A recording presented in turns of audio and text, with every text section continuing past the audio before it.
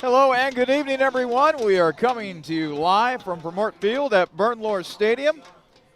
Welcome in to the pregame show tonight as we get set for the renewal of one of the best rivalries in all of college football. A crosstown rivalry here in Central Ohio that will once again be renewed between two longtime rivals and the Cardinals of Otterbein University and your Capital Crusaders. Welcome in, everybody. I'm Charlie Danis. Tonight's game was originally scheduled for a 7 p.m. kickoff, but that has been changed to 6 o'clock tonight.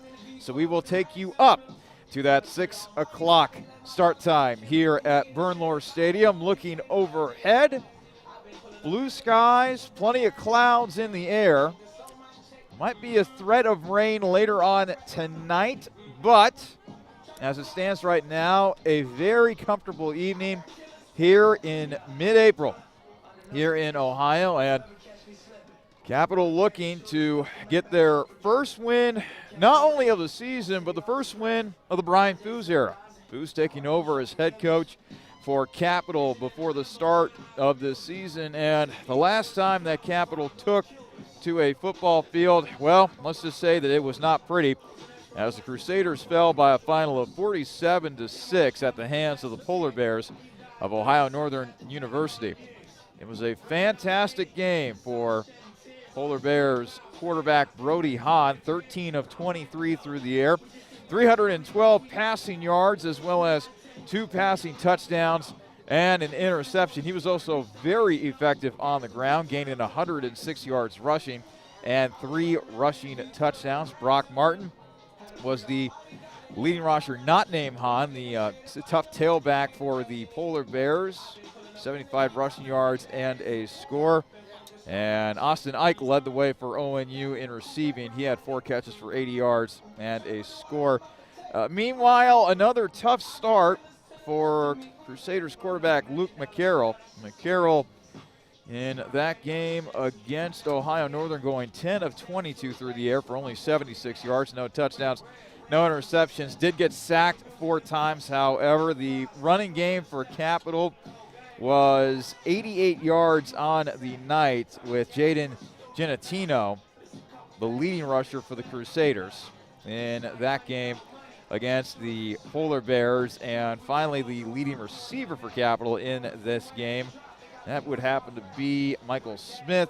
He had 5 catches for 66 yards in that game against Ohio Northern. So with that loss, Capital fell to 0-3 on the season. They have a chance at a couple of wins to end this regular season of 2021. Definitely a prime spot tonight as they welcome in the Cardinals of Otterbein University. Otterbein this year has gone a surprising 4 and, well, actually, excuse me. They have actually gone this season 0-3, so they find themselves in a similar boat as does Capital, which will only make this a more entertaining ball game. You got 2 teams, and both the Cardinals and the Crusaders, that are extremely desperate for a win, and then you throw on top of that the fact that these teams do not like each other, to put it nicely. A very fiercely fought rivalry throughout the years between the Cardinals and the Crusaders. So this is what we have to look forward to tonight. It will be a very interesting game between the Crusaders and the Cardinals, and looks like we will have an absolutely gorgeous night for football here at Purmort Field at Bernlohr Stadium. We'll take a quick break. When we come back, more of the pregame show leading into tonight's fierce matchup between the Cardinals of Otterbein and your Capital Crusaders. This is a presentation of Capital Crusaders football here on athletics.capital.edu.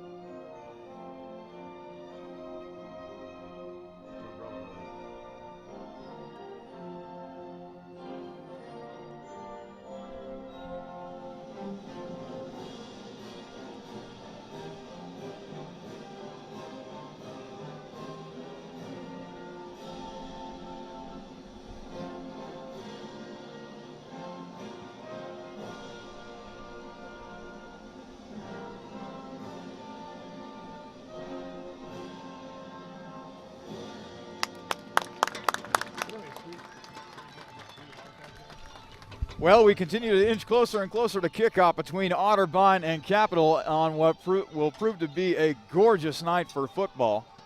Temperatures in the low 70s tonight with a nice breeze blowing throughout the stadium. Should be a good one between the Cardinals and the Crusaders. So speaking of the Cardinals, taking a look at some of their statistical leaders coming into this game.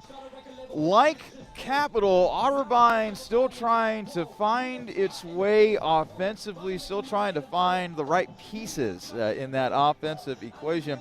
We start with the quarterback position. There have been 3 young men that have seen action in at least one game this season for the Cardinals, and that would be Logan Farmer, Bryce Hall, and Fred Hargrove. Hargrove has appeared in 3 games this year, but he has only thrown a grand total of 3 passes.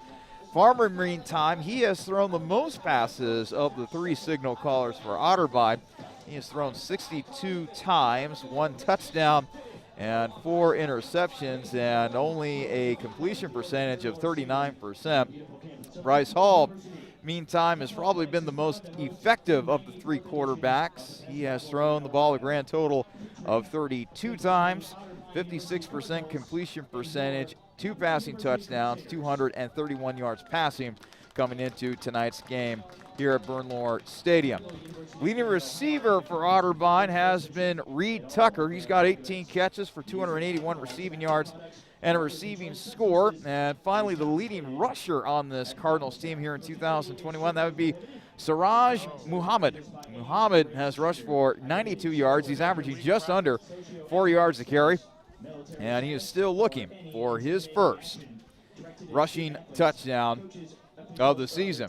So you get 2 teams, each of them still looking for their first wins here in the 2021 season, a season that has a very much a different look to it compared to last season, obviously, because of all the complications caused by COVID-19. They were not able to play a football season in the fall of 2020. So the Ohio Athletic Conference elected to go with a spring football schedule, and they split the OAC into 2 divisions of 5 teams. Capital is still looking for its first divisional win, its first conference win. The same can be said about the Otterbein Cardinals, as both teams sit at 0-3. Now remember, after this game tonight, each of these teams are going to face off against the team that bears the same place in the standings in the other division. First place team faces first place team, second place team faces second place team, and so on. It's looking more and more like Capital is going to face either the 4th place team or the 5th place team that will come out of the other division here in the OAC.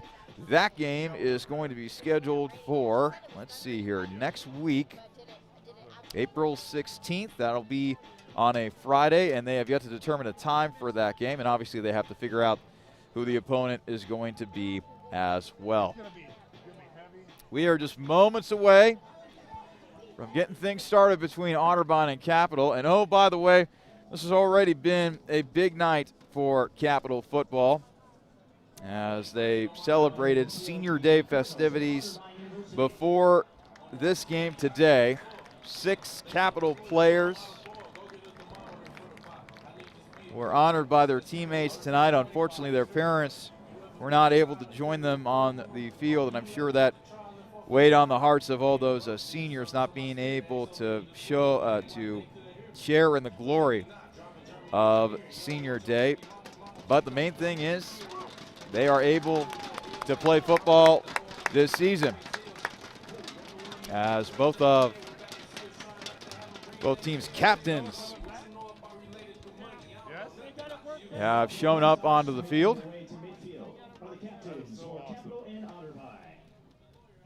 Capital's team still back in the locker room. Meantime, Otterbein's team, they are standing to our left in the end zone.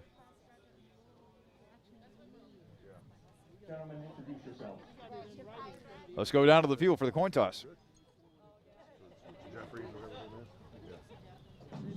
Welcome to today's game. Otterbein, Capital.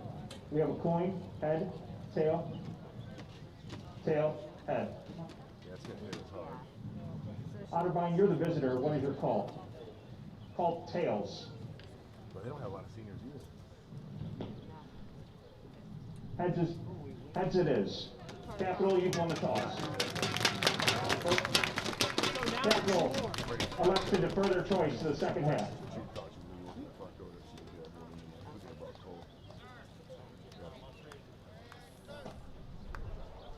Otterbein will receive at this end zone. Gentlemen, have a great game. Good luck.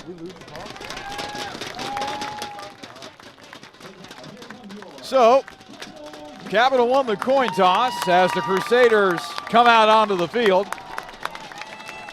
They defer to the second half, so it will be Otterbein who receives the ball to begin this game. Capital resplendent in their traditional purple uniforms. The white helmet with the Capital Crusader logo on each side. Otterbein, meanwhile, in their customary white away uniforms. Red numbers and letters on the jersey, as well as red piping on the shoulder pads.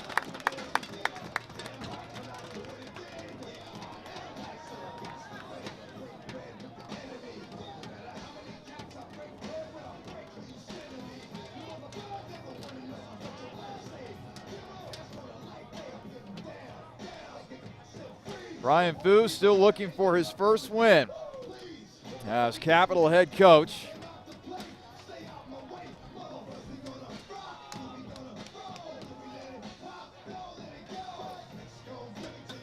Going up against Otterbein's Tim Dupe.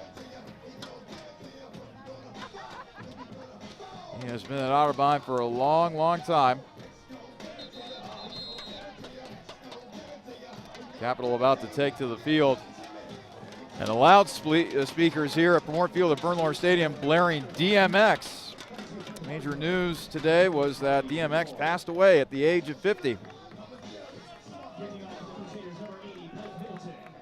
Blake Middleton, one of the 6 seniors honored before today's game, will kick things away for Capital. Otterbein, Capital, one of the best rivalries in the Ohio Athletic Conference. The Cardinals and the Crusaders on a collision course on the gridiron. And we're underway here at Bernlohr Stadium. It'll be taken at the 10, the 15, the 20, the 25, and out towards the 30-yard line. A solid return for Otterbein that time as Fred Hargrove, the 6-foot senior from Columbus, sets up the Cardinals in decent field position.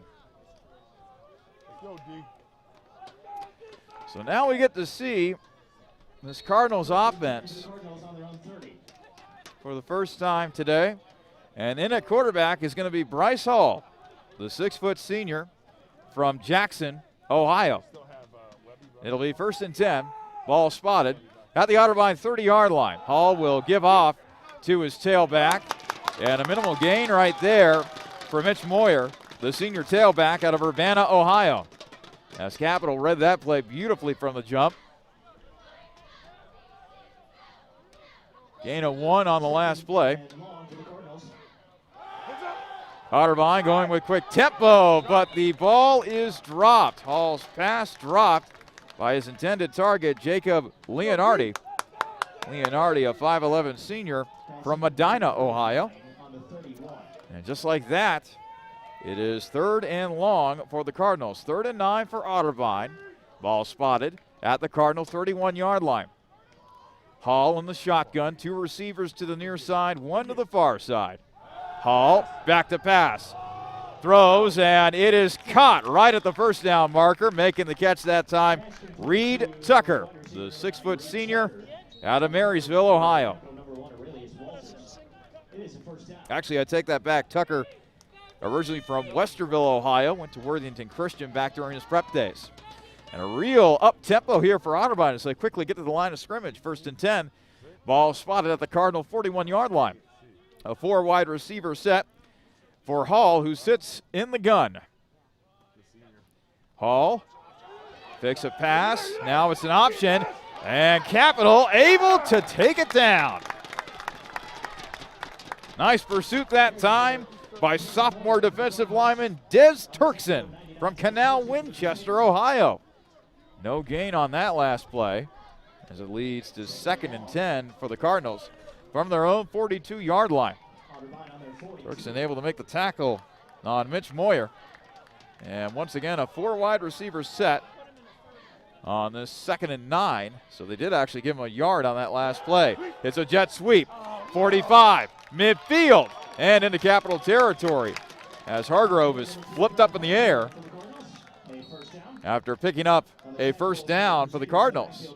So far, Otterbein really going with that up-tempo style, and they are absolutely wasting no time getting a playoff. They are ready to go here. Another 4 wide receiver set.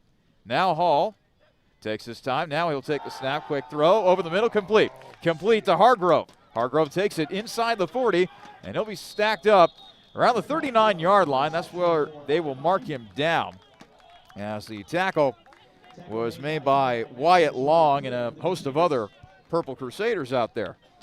So this first drive, Otterbein moving the ball very efficiently as they continue to march down the field. Hall back to pass, lofts up a long throw. It is caught inside the 15, and it'll be marked out of bounds at the 11-yard line. A beautifully thrown ball that time by Hall.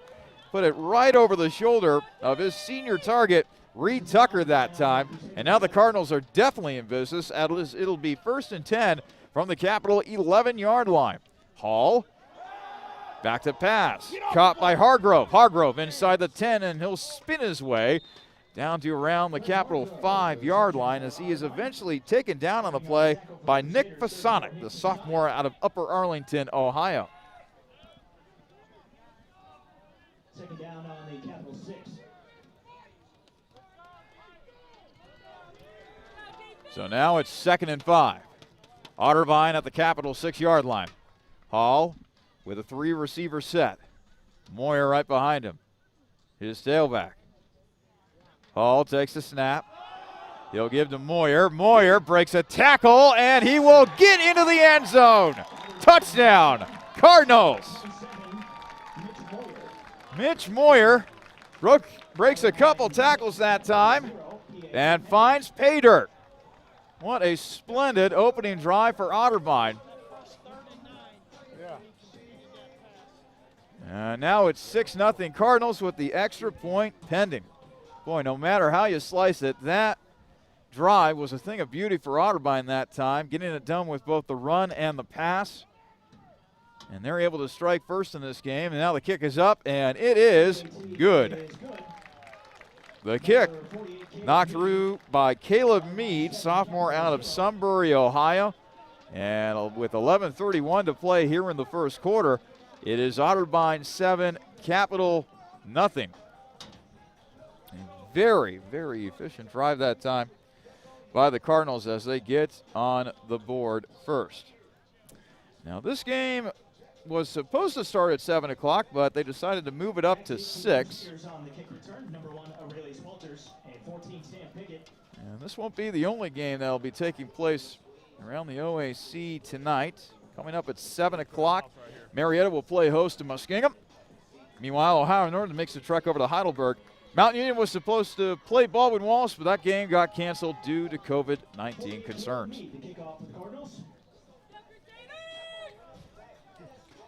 So now Aurelius Walters, he'll be back to receive this kick, along with, looks like Sam Pickett. Kick is away. Walters takes it at the 14, 15, 20, 25, 30, 35, 40.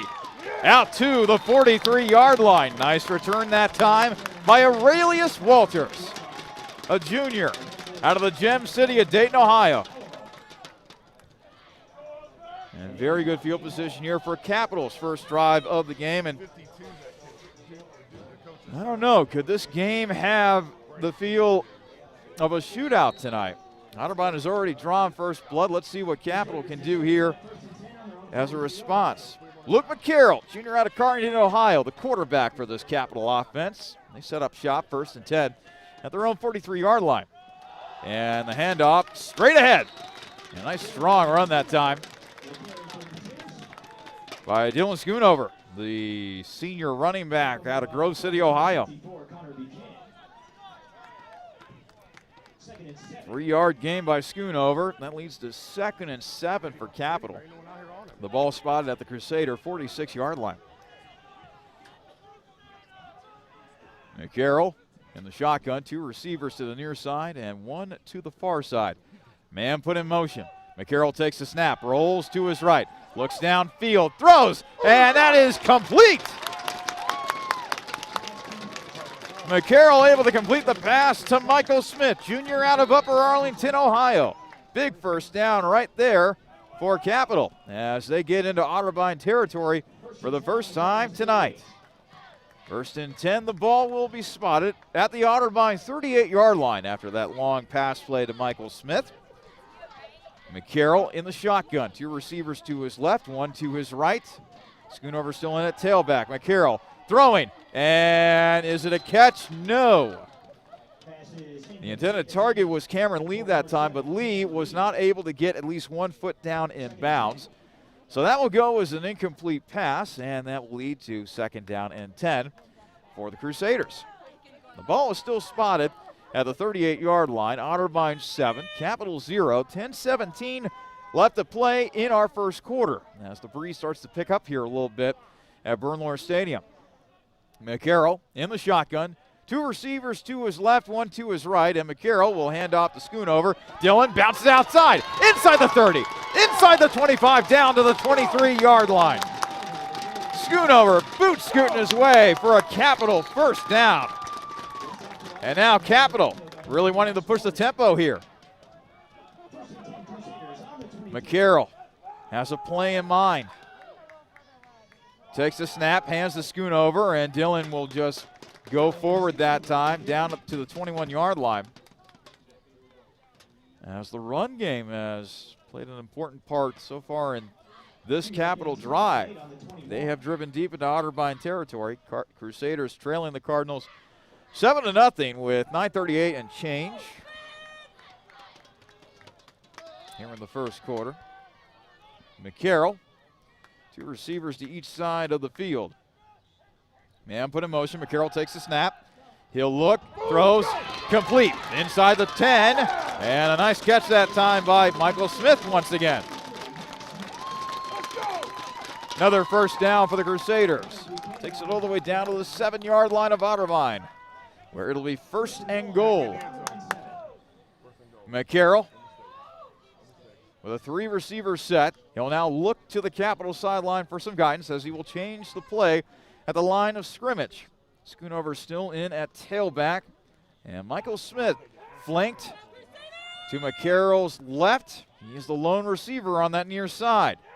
And the give is to Schoonover, and boy, Otterbein just had that play read from the get-go. Great penetration that time by Colton Duke, the sophomore out of Lewis Center, Ohio. Colton Dopp, excuse me.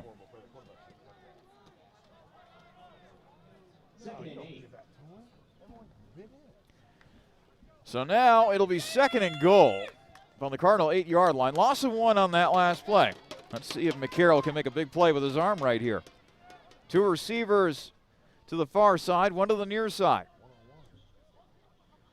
One-on-one potential with Mike Smith. Meantime, they give to Schoonover, and Dylan will fight his way forward. They'll mark him down at the 6-yard line, so that'll be a gain of 2. Very important 3rd down here for Capital. Yes, it's early on in the game, but you don't want to trade touchdowns with field goals. So let's see at the very least if Capital can get it down near the goal line. Give themselves a chance to possibly go for it on 4th down if they come up short on this play. Luke McCarroll in the shotgun. 4 wide receiver set. And the throw is complete, but beautifully read defensively by Jacob Teal, senior linebacker. Tried a screen pass on the far side that time, but there was nowhere to go on that play. Great pursuit, great angles by those Otterbein linebackers. And so now Capital will actually go for it here. 4th and goal. Capital at the Cardinal 8-yard line. A receiver to each side of the field. Schooner over. The tailback throw. It is caught! Caught in the end zone! Touchdown! Michael Smith! A perfectly thrown fade from Luke McCarroll to Michael Smith. And the Crusaders are on the board. And that has got to feel very good for that Capital offense who struggled against Ohio Northern 2 weeks ago. Only able to get 2 field goals in that game against the Polar Bears. The kick is up, and it is good. 6:51 left to play here in the first quarter, and we got ourselves a tied game, 7-all, between 2 longtime rivals, Otterbein and Capital. Once again, ladies and gentlemen, thanks so much for joining us here this evening. I'm Charlie Danis. So glad that we could have you along for the ride. Otterbein and Capital once again getting together on the gridiron, and like all great rivalry games, no matter the records of each team's, throw the records out the window, throw the statistics out the window. We have seen some really crazy finishes in this game over the years. We've seen some strange plays over the years, but that's what it's like in these hotly contested rivalry games, it seems like. One bounce could make the difference. A catch, a particular run late in the game. Everything is on the table when these 2 teams usually get together on the gridiron. And now they will have to reset as the ball was literally blown off the tee. The breeze has really picked up. We can even feel some of it blowing into the press box here at Bernlohr Stadium. Could that play a factor later on in this game? Let's see. Meantime, Middleton will send it deep. And this is going to be taken by Fred Hargrove. 15, 20, 25, 30, 35, 40, 45, midfield, 45, 40, 35, 30, all the way down to the 27-yard line. Holy Toledo, Fred Hargrove has got some afterburners on him. The senior from Columbus, Ohio, turning on the Jets that time, and just like that, Otterbein has great field position to begin this drive.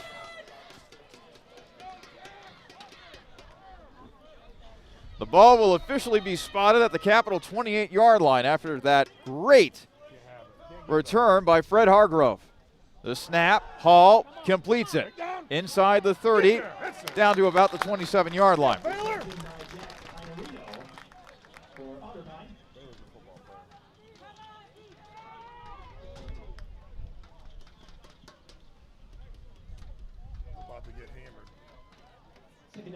Gain of only 1 on that last play, so it'll now be 2nd and 9 for the Cardinals from the Crusader 27-yard line. And boy, all of a sudden the clouds above are really starting to darken up a bit. Hall, meantime, back to throw, and it'll be taken down. Des Turkinson gets in there and brings Hall down to the turf.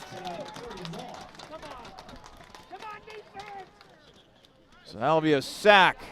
Back to the Capital 31-yard line. That'll bring up a 3rd and 9 for the Cardinals. What will Tim Daup and his offensive staff dial up here? Hall in the shotgun, back to pass, throws, and it is complete. A great sliding catch that time by Reed Tucker. And that is enough for an Otterbein first down. The senior-to-senior connection works to perfection that time for the Cardinals. And so now it'll be 1st and 10 for Otterbein from the Capital 17-yard line. Hall in the gun once again. 4 receivers on the field. Play action, and it is caught inside the 10 down to about the 6-yard line as Jack Iannarino. Iannarino making the grab for Otterbein. Iannarino, the senior from Marysville, Ohio. Now it's first and goal for Otterbein from the Capital 6-yard line. And the give to the 5, to the goal line, and it is a touchdown for Otterbein. Siraj Muhammad, the junior from Whitehall, Ohio, able to get in for the Cardinals, and there are quite a few Capital fans here who think that should have been a holding on that last play, but no flag. So the score will stand for the Cardinals. Seems like in a blink of an eye, Otterbein able to retake the lead following that great return by Fred Hargrove. Kick is up, and it is good. 4:48 left to play here in the first quarter, and boy, what a start we have had between Otterbein and Capital. Right now it's the Cardinals leading the Crusaders by a score of 14-7.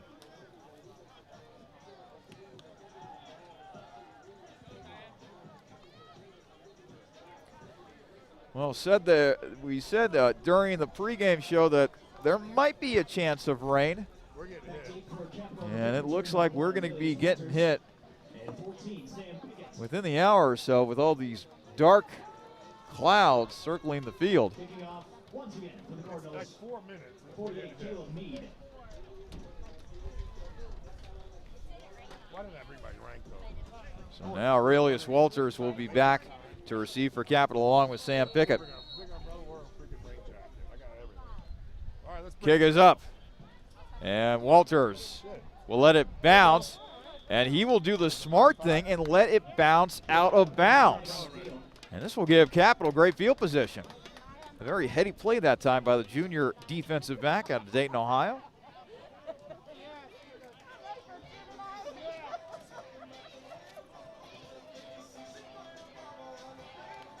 So now what will Capital do in response? Otterbein able to drive down the field on their first drive. Gave them an early 7-0 lead, but then Capital came right back. Ball be placed at the 35-yard line. First down, Capital. Ball will be placed at the 35-yard line after the ball being kicked out of bounds by Otterbein. Capital able to come back after the opening salvo by Otterbein with a score of their own, scoring on a pass play. They went to Michael Smith on a 4th down play near the goal line. So now the Crusaders trail Otterbein here 14-7, 4:48 left to play here in the first quarter. It'll be 1st and 10 on the Capital 35-yard line. McCarroll throws, and that will be incomplete. His intended target that time was Michael Smith, but McCarroll was hit upon the release. And so now, after that hit, McCarroll will exit the field, and a new quarterback will come on for Capital. Ben Everson, the freshman signal caller from Zanesville, Ohio, in the gun on this 2nd and 10. And now the give is to Noah Meeker. And Meeker will take it across the 35. He'll be marked out of bounds at the 37, so that'll only be about a gain of 2 on the jet sweep play. That'll lead to 3rd down and 8 for the Crusaders. So the ball will be spotted at the Capital 37-yard line.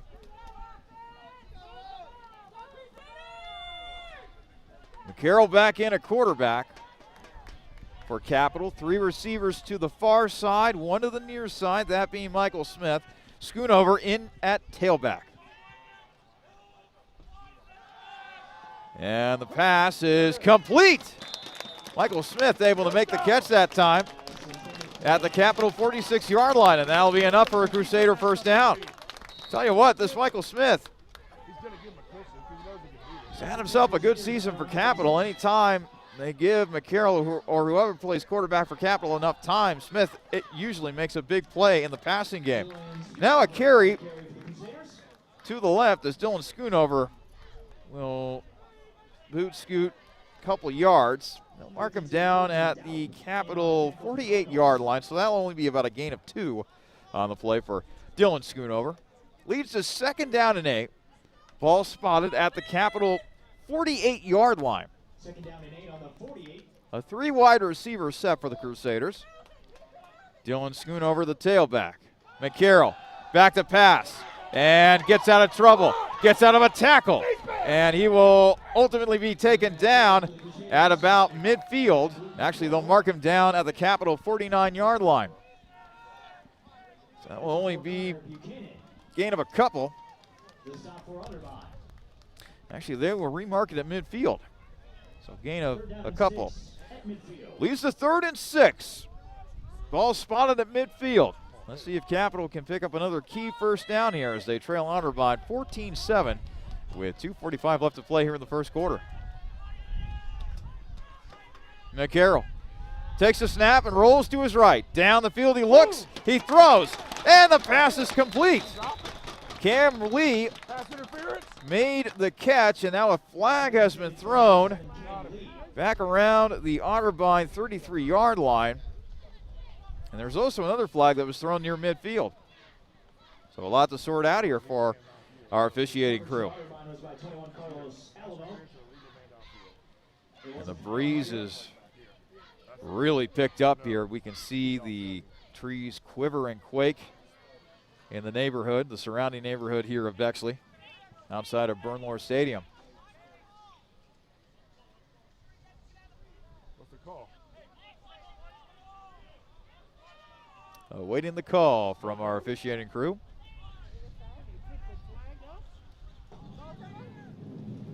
Holding. Offense, number 4. That penalty is declined. Pass interference. Offense, number 7. That penalty is declined. Pass interference on the offense? So pass interference called against Capital's Cam Lee. I don't see that call. And that will lead to 4th down for Capital, so no choice for Capital here but to punt the football away. Back to receive for Otterbein will be Max Walden, sophomore defensive back out of Galena, Ohio.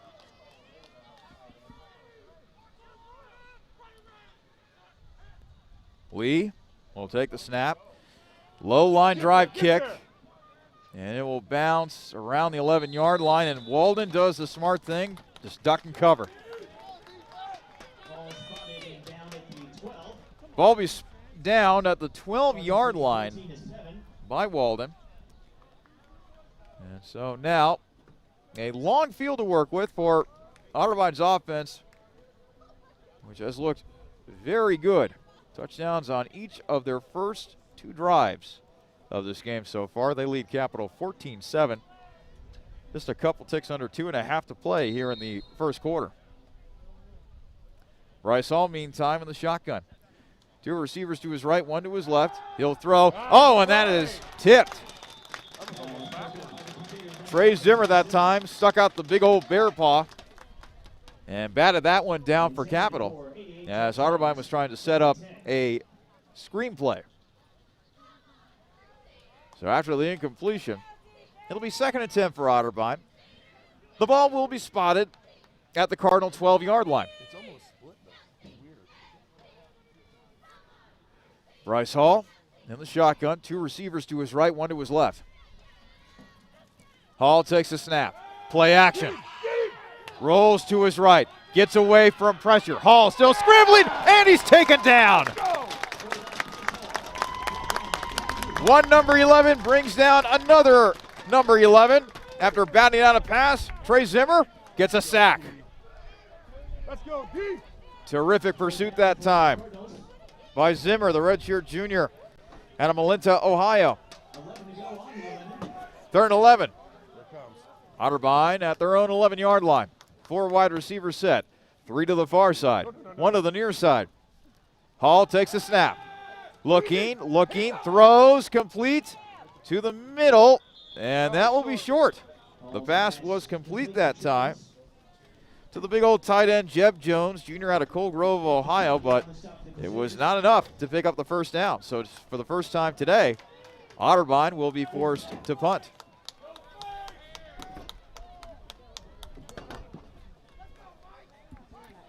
On to punt it away for Otterbein will be Aiden Snyder, He's a freshman out of Blacklick, Ohio.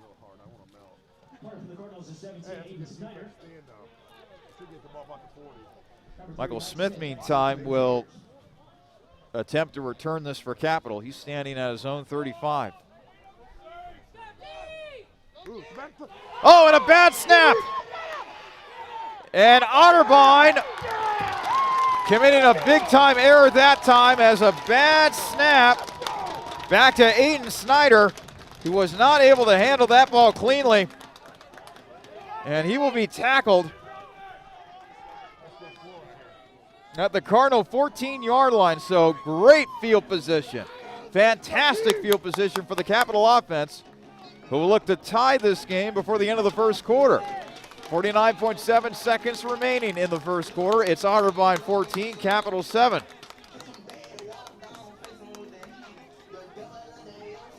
The ball will be spotted at the Otterbein 15-yard line after the botched special teams play by the Cardinals. Ben Everson back into quarterback for Capital on this 1st and 10. Everson drops the snap, and he's able to fall on it.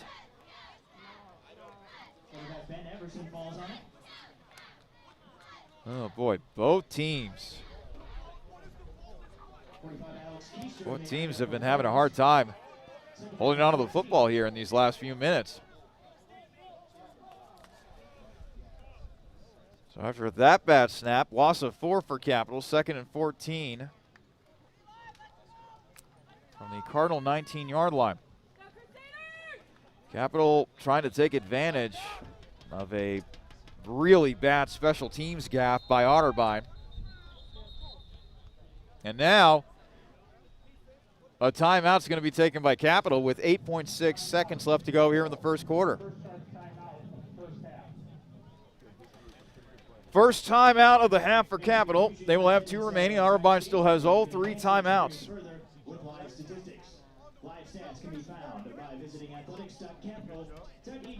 And as we sit here right now, it looks like the rain has officially descended upon Bexley, Ohio. This is a turf field that typically drains extremely well, so you won't have any issues of major puddles that will get in the way of the play here between these two teams. But it does offer another thing to consider in this game. Maybe both teams will try to run the ball a little bit more as the weather continues to get more and more wet.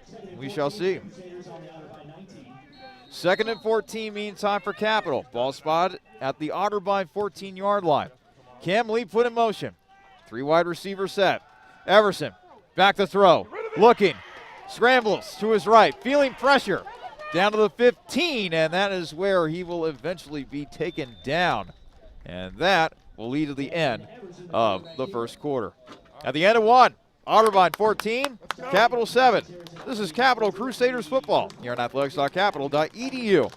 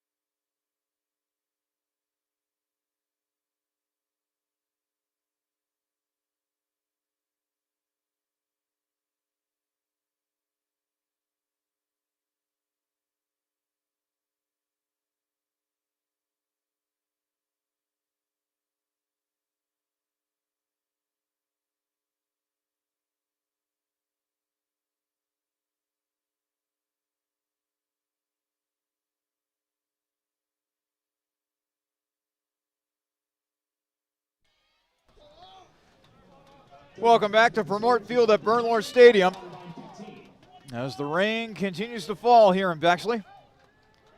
3rd and 10 for the Crusaders from the Otterbein 15-yard line.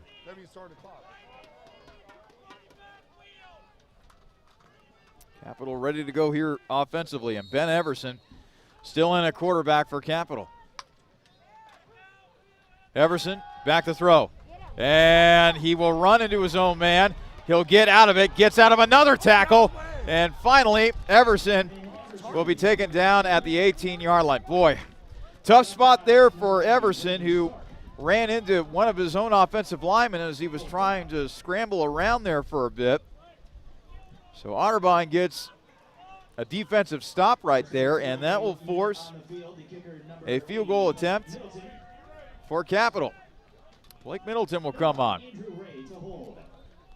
Andrew Ray will be the holder for Capital. Snap down, kick on the way. It is up, and it is good. Blake Middleton able to knock it through for Capital. Brings the Crusaders to within 4. It's Otterbein 14, Capital 10, as we have just gotten underway here in the second quarter. 14-17 remaining in our first half. This game starting at 6 o'clock. Only 2 other games will be played in the OAC tonight. Both them beginning at 7. Marietta will play host to the Muskies of Muskingum. Meantime, Ohio Northern, they will make the trek to Heidelberg to take on the Student Princess. There was supposed to be a game between the Purple Raiders of Mount Union and the Yellow Jackets of Baldwin Wallace, but that game got canceled due to COVID-19.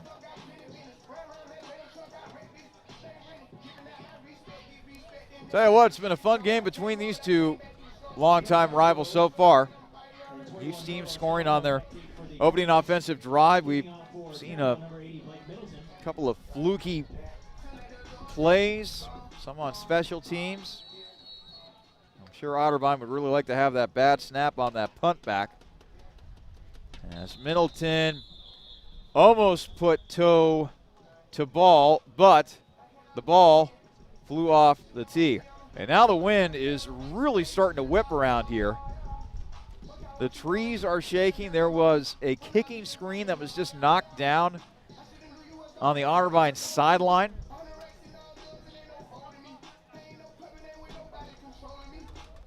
And now the ball has been blown off the tee again. So Middleton will have to have a teammate hold the ball for him. That's going to be Dylan Schoonover.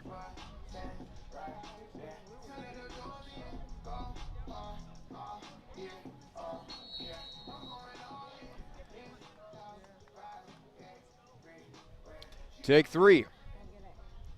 This time Middleton is able to get it away. It'll be taken by Hargrove at the 6-yard line to the 15. And Hargrove taken down at the 21-yard line. Very good special teams tackle that time by Chad Davis, the redshirt junior out of Wilmington, Ohio. So now it'll be 1st and 10 for Otterbein from their own 22-yard line. No long return for Fred Hargrove that play. And now we get to see Bryce Hall and company once again. Hall, a senior out of Jackson, Ohio. He'll be in the shotgun. He'll put a man in motion, that being Hargrove.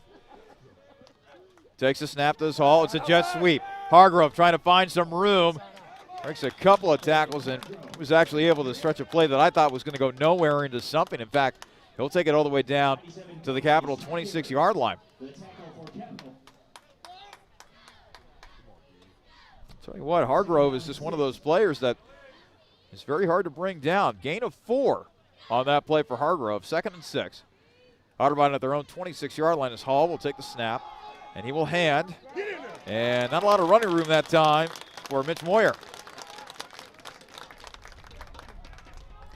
Moyer eventually taken down on the play by Kobe Swackhammer, senior out of Sunbury, Ohio. No gain on that last play, so now it will lead to 3rd and 6 for Otterbein. All spotted at the Cardinal 26-yard line.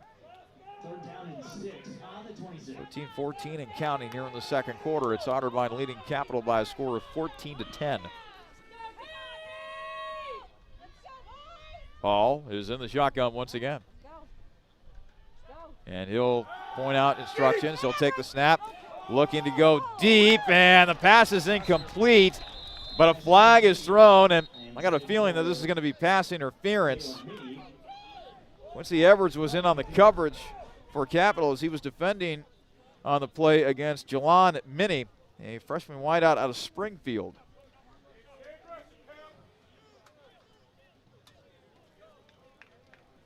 The call. Pass interference. Defense, number 18. Ball be placed at the spot of the foul. Automatic. First down. So it was indeed pass interference on Quincy Edwards. 1st and 10 for the Cardinals from their own 36-yard line. A 4-wide receiver set for Bryce Hall. And he will hand to 35, 40, down to the 46-yard line. The man on the carry, that would be Siraj Muhammad. Muhammad, a junior out of Whitehall, Ohio. And a good scamper that time by Muhammad. It's the 2nd down and 3. All spotted at the 43-yard line of the Cardinals. Muhammad with the give once again, and he will take it in the Capital territory as he's eventually taken down to the 49-yard line. Nick Fasonic making the tackle for Capital. Once again, the Cardinals are on the move as Hall will set up in the shotgun once again. 2 receivers to each side of the field. Muhammad still in the tailback. Play fake, complete inside the 40. Well-designed pass play that time by Otterbein as Jacob Leonardi, the 5'11 senior from Medina, Ohio, making the reception. As the Cardinals fly deeper into Crusader territory, the ball will be spotted at the Crusader 38-yard line, 1st and 10 for the Cardinals.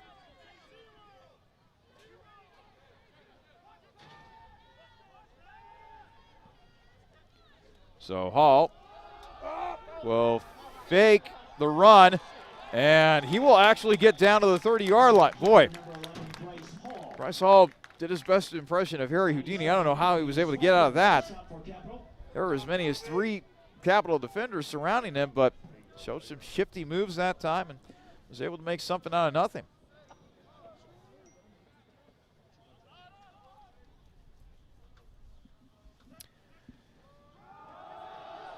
And now Muhammad will be taken down. The big man, Des Turkinson, making his presence known once again for this Capital defense. It's been a good game.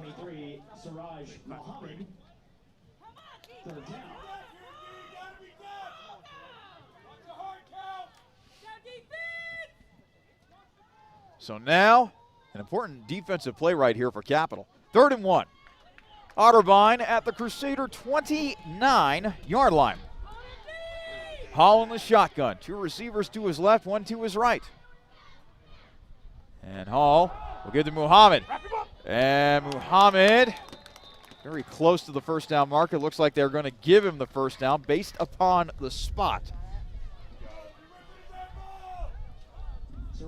And they will. 1st down Cardinals after another strong run that time by Siraj Muhammad. Muhammad,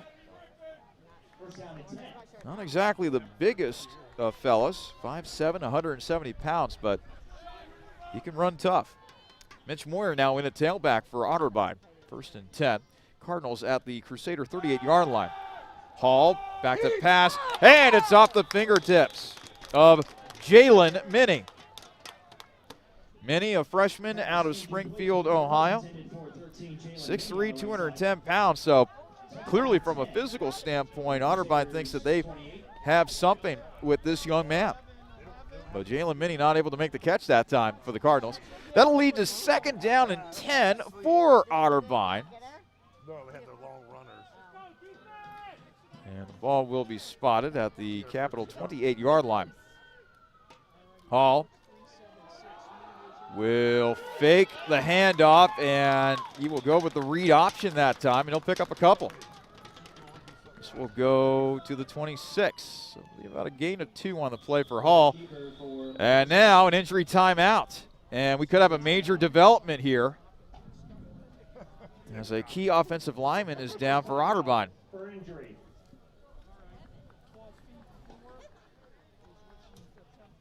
If I'm reading that jersey number, or if I read that jersey number correctly, that is Cameron LaFord, number 72. 5'10", 250-pound senior from the Queen City of Cincinnati. Attended Northwest High School before coming over to Otterbein. And so now a brief pause in the action. 9:43 left to play here in the second quarter. And it's been a good one so far between Otterbein and Capital. The Cardinals leading the Crusaders 14-10. I'm Charlie Danis. Glad to have you along for the ride as they continue to look at Lifford. So what do you think she just hit there, 12? No, it was 11. Okay. They go from 11. Otterbein head coach Tim Daup making the walk out to his injured player to check to see how he's doing. It looks like they're attending to Lifford's right leg. And that's meters? Yeah. So let's hope that young man is okay and that he can keep going in this game. 3 feet in the meter. As the athletic training staff for Otterbein continues to surround that young man. The good news is that the rain, for the most part, is tapered off. Still quite windy here in Bexley, however, as Lifford gets to his feet. And for the most part, he's walking off under his own power, which is a good sign. About 10 more minutes, it'll be through. That's all they got. That's all right. So Lifford will make his way to the sideline, and both teams will once again retake to the gridiron. Second and 8 to go for the Cardinals. Please reset the play clock to 25 seconds. 25. So if you hit it, the other girls don't. They gotta wait for them to get So the play clock has now been reset to 25 seconds. Meanwhile, Hall is in the shotgun in this 3 wide receiver set for the Cardinals. Mitch Moyer is the tailback for the Cardinals as Hall takes a snap. He'll look downfield. Still looking. Throws, and oh my goodness, he threaded the needle that time as he was able to find his tight end, Jeff Jones. Threw that between 2 Capital defenders. Jones able to make the grab, and another big first down for the Cardinals offense. I'll tell you what, Hall has got some really good pocket presence that time, and he's been able to hang in there despite some tremendous pressure from the Capital defense. It'll be 1st and 10. Ball spotted at the Capital 12-yard line. Pass play and incomplete. They were trying to find Reed Tucker in the end zone that time, but Tucker not able to make the grab. Aurelius Walters getting in the way of that scoring opportunity for Otterbein. And so now they'll bring up 2nd down and 10. Ball still spotted at the Crusader 12-yard line, so technically Otterbein can still get a first down just by getting it to the 2-yard line without even scoring. Hall, meantime, in the shotgun. 2 receivers to each side of the field. And the give is to Moyer, and Moyer simply slipped.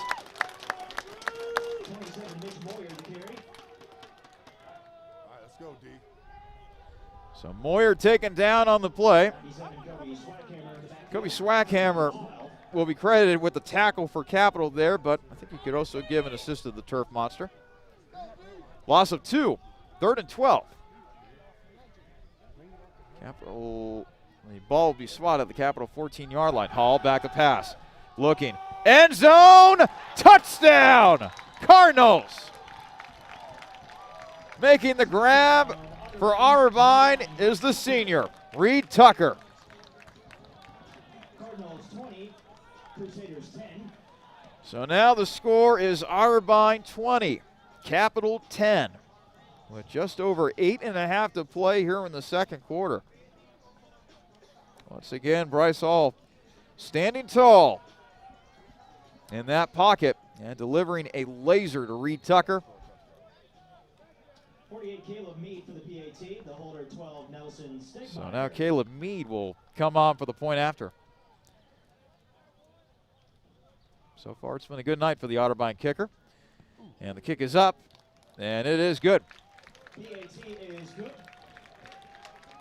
8:32 remaining in the second quarter. Otterbein leading Capital by a score of 21-10. And boy, it has been a good night for Otterbein quarterback Bryce Hall so far.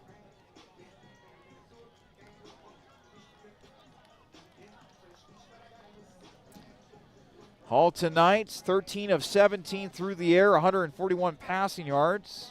Has one passing touchdown. It's Muhammad who's got one rushing touchdown as well for the Cardinals. And how about the night by Reed Tucker so far? 4 catches for 66 yards. Meantime, Luke McCarroll, 4 of 7 through the air for Capital with 29 passing yards and a score. Dylan Schoonover, the leading rusher for Capital. He's got 23 yards on the ground on 6 attempts. And Michael Smith with that lone score for Capital, that lone touchdown, I should say. 4 catches, 47 yards, and a tutty.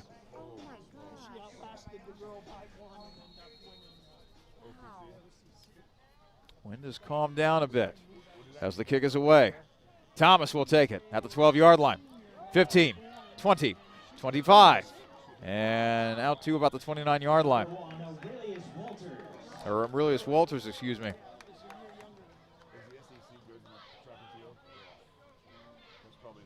So Walters with another good return that time for Capital, and this kind of has the feel of what happened against Ohio Northern a couple of weeks ago, where Capital was able to battle for a while, particularly in the first half. But the defense kept giving up scores, and the offense didn't do a good job of trying to get Capital back into the game. And so now Dylan Schoonover with a run, and he'll be taken down at about the 30-yard line. This will only be about a gain of 1 on the play for Dylan Schoonover. Early on in the game, that run game was looking pretty solid for Capital, but it's kind of slowed as of late in this game, as Ben Everson continues to be in at quarterback for Capital. It was Luke McCarroll who got the start initially for the Crusaders, but it's been Ben Everson for much of this first half. Everson running to his right, and it is caught. Making the catch was Sam Pickett, the junior out of Cincinnati.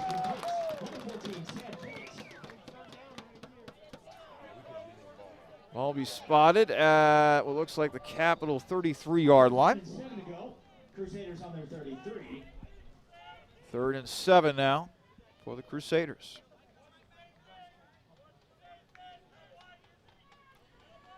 Everson detailing the play at the line of scrimmage in this 3 wide receiver set. Schoonover the tailback on Everson's left hip. Everson takes a snap. Looking downfield, and it's incomplete. The usually sure-handed Michael Smith had that ball bounce off of his chest pad that time. You're always taught, don't catch the ball with your body, catch it with your hands. And that time Smith was not able to do it. And this is not what Capital needed. So now the Crusaders forced to punt the football away, and now Otterbein has a chance to really take control of this game as we continue to inch closer and closer to halftime. Lee able to get the punt off. And this will bounce inside the 30, inside the 25, roll inside the 20, down to about the Otterbein 19-yard line. So good punt by Cam Lee. But this is an opportunity for Capital's defense to show a little resilience. Crusaders need a defensive stop here in the worst way. You would hate to be down 28-10 going into that locker room. Defense has got to be able to make a big play right here to try to keep Capital in this game and to not let this game get out of hand. So it'll be 1st and 10 for the Cardinals from their own 19-yard line. Hall is in the shotgun in this 4 wide receiver set. Otterbein has gone with a whole bunch of 3 and 4 wide receiver sets for much of the night. Hall, back to throw, complete to Jordan Boyce Floyd. And Boyce Floyd will be out of bounds at the 33-yard line. And once again, Capital coaches and Capital fans are wanting a holding penalty that time. They thought one occurred on the perimeter that time, but the blocking for that play, but no such call. Hall, meantime, bobbles it and is able to get it off to Boyce Floyd, but nowhere to go that time as Boyce Floyd was taken down by Kobe Swackhammer.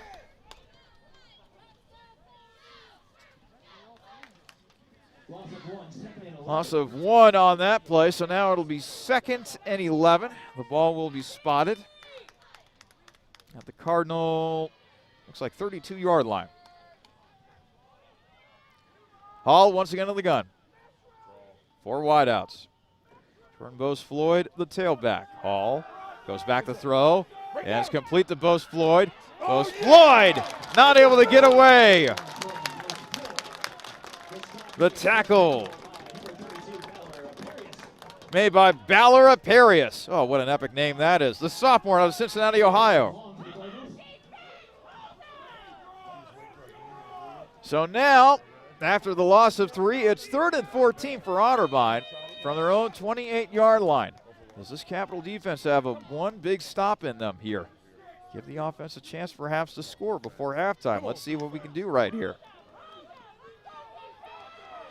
Hall with 4 wide receivers to work with. He'll go back to pass. He'll look downfield. He'll throw. Crossing pattern. And that one will result in a first down. How about that? Reed Tucker was surrounded by as many as 4 Capital defenders, yet he acted like a pinball that time, bouncing off of tacklers, spinning around, and he was able to get a first down out of that. Unbelievable. That was a backbreaker right there, by the way, for Capital defensively not being able to get the stop right there. Meantime, it's a carry up the middle. And Siraj Muhammad, well, let's just say he got a welcome for the Capital defense that time as Nick Vasonic was able to deliver a blow. 4.5 to play. Here in the first half, Otterbein 21, Capital 10. Well, just when it seemed like Capital might have had a big defensive stop, it is Reed Tucker who comes through converting on that 3rd and long play. And now Otterbein with a real shot here to drive the length of the field and increase this already sizable lead. Speaking of Tucker, he will make the catch. And he is instantly smothered that time by Aurelius Walters. After the catch by Tucker, the ball will be spotted at the Otterbein 48-yard line. Well, it brings up another 3rd down. Can Capital get a stop here on 3rd down? They weren't able to on the 3rd and long situation where Reed Tucker was able to make the big play. Let's see what Bryce Hall does here. And Hall will throw deep, and it is incomplete. And now a flag has been thrown near the Capital sideline. They're saying that pass interference was committed by Aurelius Walters.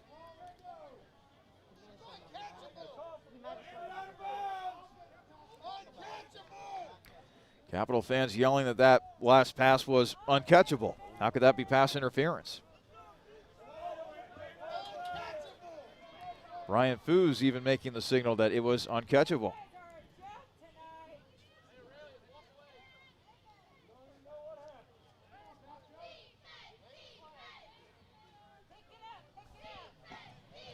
Pass interference. Come on. Number 1. Ball be placed at the spot of the foul. Automatic first down. Got to be catchable. I can tell you this right now, Capital fans are not in love with that last call by our officiating crew. So now, it's first down for the Cardinals as the ball will be moved all the way to the Capital 39-yard line. 3.5 to play here in the second quarter. Otterbein looking to add to its 21-10 lead over Capital.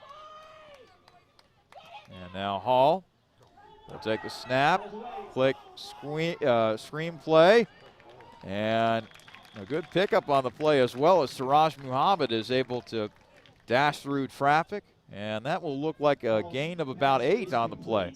To 23, Siraj Mohammed. Muhammad with already 6 carries, 22 yards, and a rushing touchdown. Making his first catch of the night. He'll stay in at tailback on the 2nd and 2. Otterbein at the Capital 31-yard line. Hall back to throw. He'll throw deep, and that will be incomplete. There was a lot of contact between Aurelius Walters and Reed Tucker, but this time no flags. So now it'll be 3rd down and 2. Ball spotted at the Capital 31-yard line.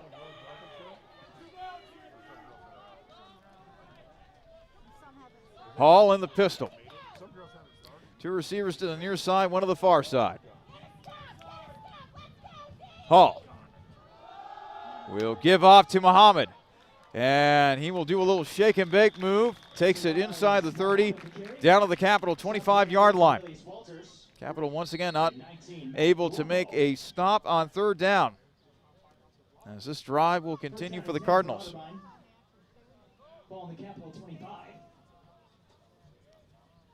The Otterbein sideline completely covered in sunlight as Hall takes the snap and throws to Muhammad inside the 20, down to about the 11-yard line. And once again, this Cardinal offense looking pretty impressive. Hall is getting plenty of time back there in that pocket, able to deliver a ball from a very clean pocket. As Mitch Moyer re-enters the game at tailback, 4 wide receiver set. 2nd and 1 following the gain of 9 on the last play. Moyer will get the carry inside the 5, and he'll be taken down around the 2-yard line or so. It results in another 1st down for Otterbein. And the Cardinals, they smell blood in the water. They want to go for the kill on this next play. Hall takes the snap. He'll hand. And it will result in another touchdown for Otterbein. Diving into the end zone is Mitch Moyer. Moyer with his 2nd rushing touchdown of the evening.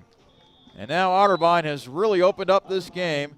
It's now a 27-10 lead for the Cardinals with just over a minute and a half to go in our 1st half. And now a Capital player is down.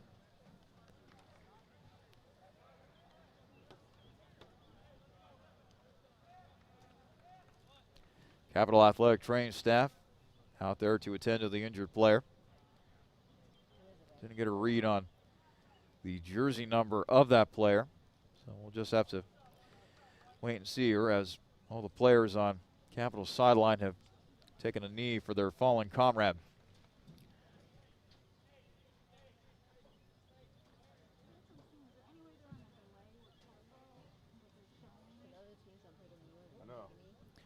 Brian Foos, Capital head coach, has now come out to the field to take a look at the injured player who has now thrown his helmet off. And oh boy, this does not look good.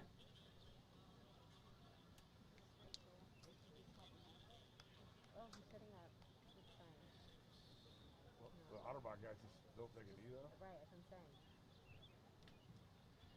Player slowly coming to his feet. And he will need the athletic training staff in order.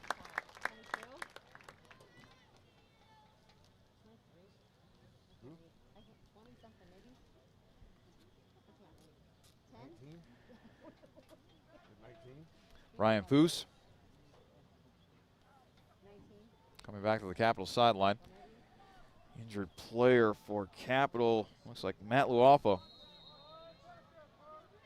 senior out of Miamisburg, Ohio. As the kick is up for Otterbein, and it is no good. A miss for Caleb Mead. Minute 36 remaining here in the 1st half.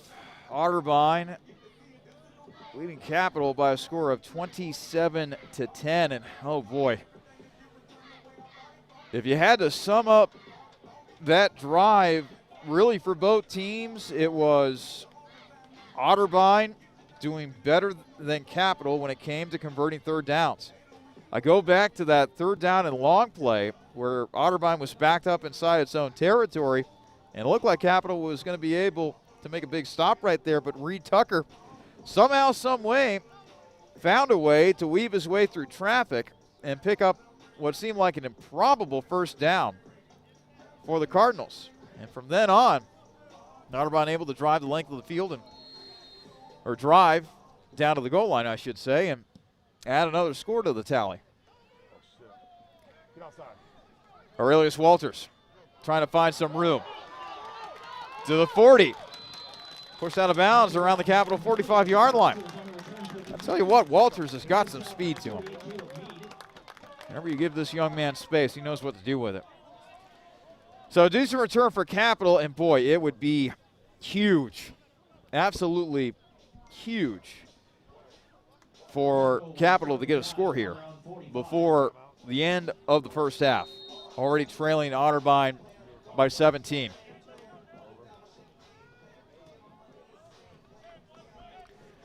And so now Luke McCarroll is back in at quarterback for Capital. You saw Ben Everson for much of the second quarter here today. McCarroll will pitch. And a good carry into Otterbein territory. Nice strong running that time by Jonathan Williams. 5'9", 217-pound sophomore out of Exmere, Kentucky. Second and 5, McCarroll in the gun. Takes a snap, looking, throws, and almost picked off. That was an overthrow that time. The intended target was Chad Davis, who wears number 8, but the other number 8, that being for Otterbein, Mr. Caleb Rice, a junior out of Washington Courthouse, Ohio. He might have had a chance to pick that off. So now it is 3rd and 5 for Capital. The ball is spotted at the Otterbein 49-yard line. McCarroll calling a play at the line of scrimmage. 2 receivers to the near side, 1 to the far side. Now he'll take the snap. Luke rolling to his right. Down the field he looks, and it's picked off. Picked off by Otterbein. Carlos Alamo, the sophomore out of Columbus, makes the defensive play for the Cardinals. And a turnover there for the Crusaders. And still 1 minute remaining here in the first half. How does Otterbein head coach Tim Daup want to play this? The ball is spotted at the Cardinal 35-yard line, and he's got all 3 timeouts remaining. Got a minute to work with here before we get to halftime. Let's see how aggressive Otterbein gets.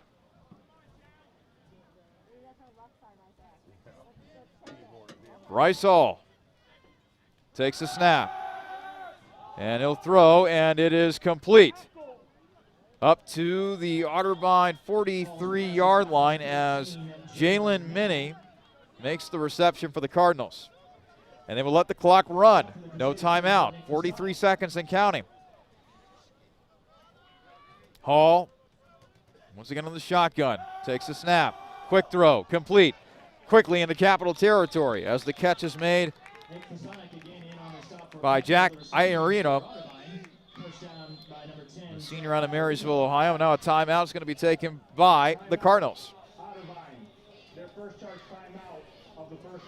First timeout by the Cardinals. They still have 2 remaining. 32 and a half seconds remaining here in the first half. Otterbein looking for some more points. They already lead Capital 27-10 here. As that offense for Capital, or for Otterbein, continues to be very aggressive. Already over 200 passing yards in the first half for Bryce Hall. He's been sharp. 21 of 26 through the air, 209 passing yards, and a passing touchdown.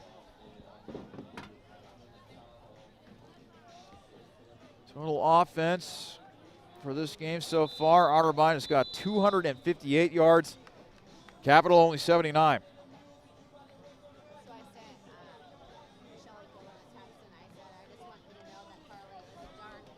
So now, it'll be 1st and 10 for Otterbein as the ball is spotted at the Capital 44-yard line. And boy, how about this? there is a rainbow directly above Bernlohr Stadium. Oh, what a beautiful sight here in Bexley. Hall takes a snap, looking to go deep, and that is almost intercepted. Could have ricocheted into the hands of a Otterbein receiver as well. Bernlohr Stadium was the one that knocked it away at the last moment.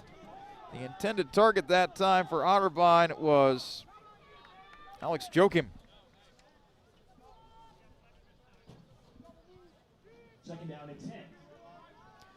So now it's 2nd and 10. Ball spotted at the Capitol 44-yard line.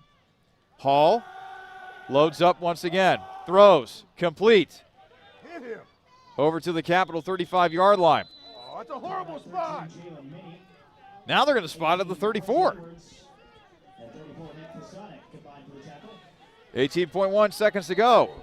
They will run the clock. Hall needs to get a playoff here.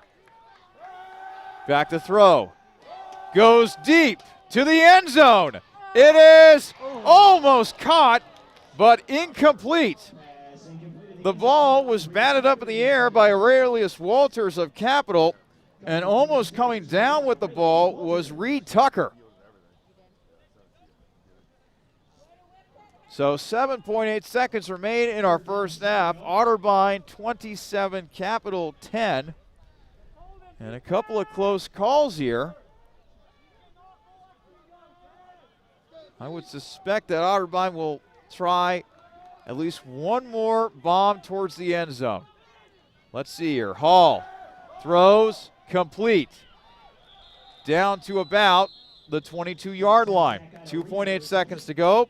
Timeout called by Otterbein. It looks like the Cardinals are going to attempt a field goal here before the end of the half. Their second charge timeout of the first half.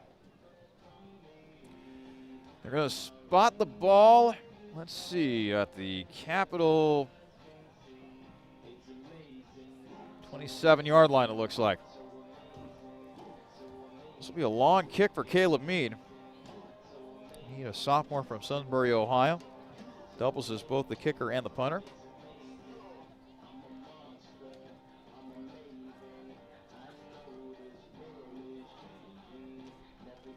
Give credit to the Cardinals. They're continuing to put their foot on the gas pedal. They continue to be aggressive here in the waning moments of the first half. Trying to add to this 17-point lead before both teams head to the locker rooms for halftime.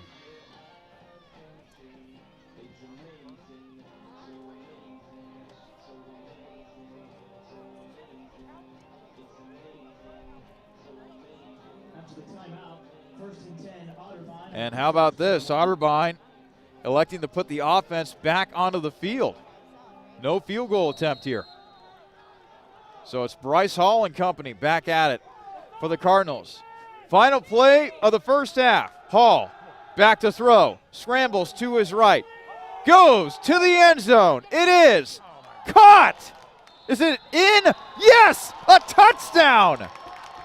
At the end of the first half, Jalen Minnie somehow, someway, came down with that ball, got his feet in bounds, and that is a score for Otterbein. Wow, what an athletic play that time by the freshman from Springfield, Ohio. On for the PAT, number 48, Caleb Mead. So now Caleb Mead on for the point after. And boy, if you're Capitol right now, you just feel shell-shocked. As that kick is up, and it is good.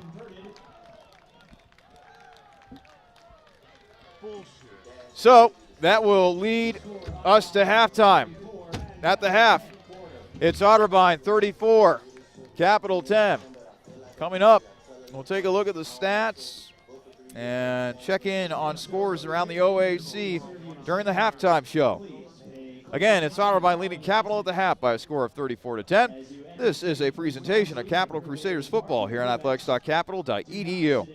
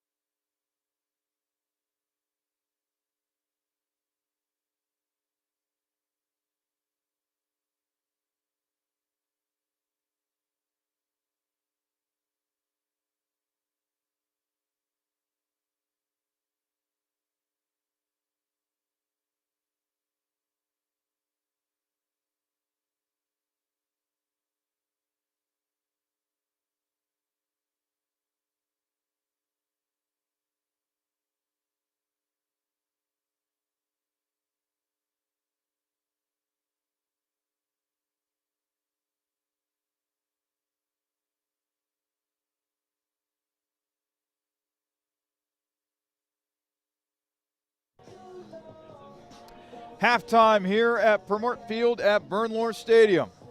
The score, Otterbein 34, Capital 10.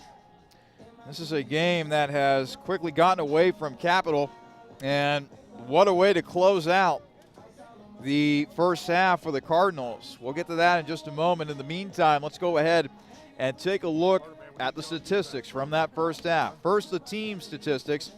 Otterbein has been rolling up the first downs today. 21 for the Cardinals in that first half alone, as opposed to only 4 for Capital. Rushing yards, Otterbein 49 on 20 carries. Capital 31 yards on only 13 carries. Capital, meantime, 48 passing yards. Meantime, passing yardage, the passing game, I should say, for Otterbein has been absolutely humming. 253 passing yards in that first half for the Cardinals, and a lot of that has to do with their senior signal caller, Bryce Hall. Hall going 24 or 31 through the air, 253 passing yards, and 2 passing touchdowns. He has been very, very sharp. In all, the total offense for Otterbein in that first half, just over 300 yards, 302 to be more specific. Meanwhile, Capital, only 79 yards of total offense. Other team statistics of note. No penalties for Otterbein, 2 for Capital for only 23 yards. Possession time, Otterbein 19:09, Capital 10 minutes and 51 seconds. Third down conversions. I mean, this is a statistic that you can basically circle, highlight.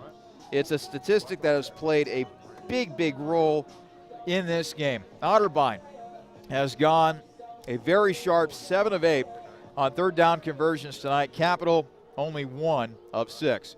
Fourth down conversions, Otterbein 0 of 1, Capital a perfect 1 of 1. And the red zone scores / chances, Otterbein going a perfect 4 of 4, Capital going a perfect 2 of 2, although one of those scores was a field goal. Now on to the individual statistics.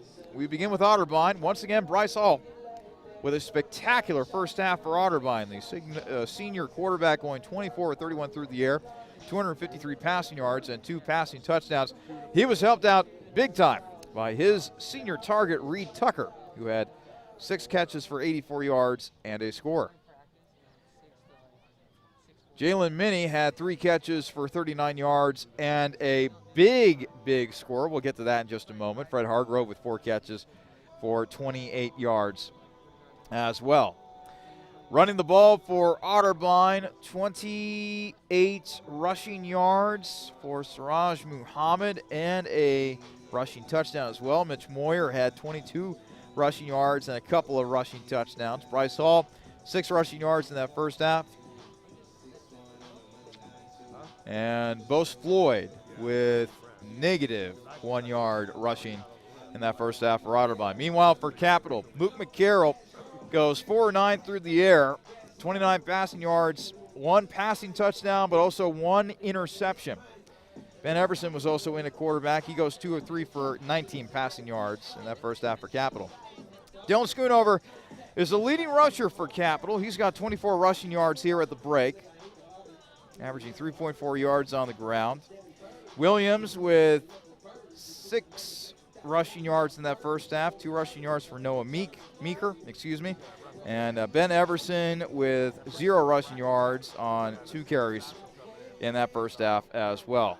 Michael Smith with 4 catches for 47 yards and a score.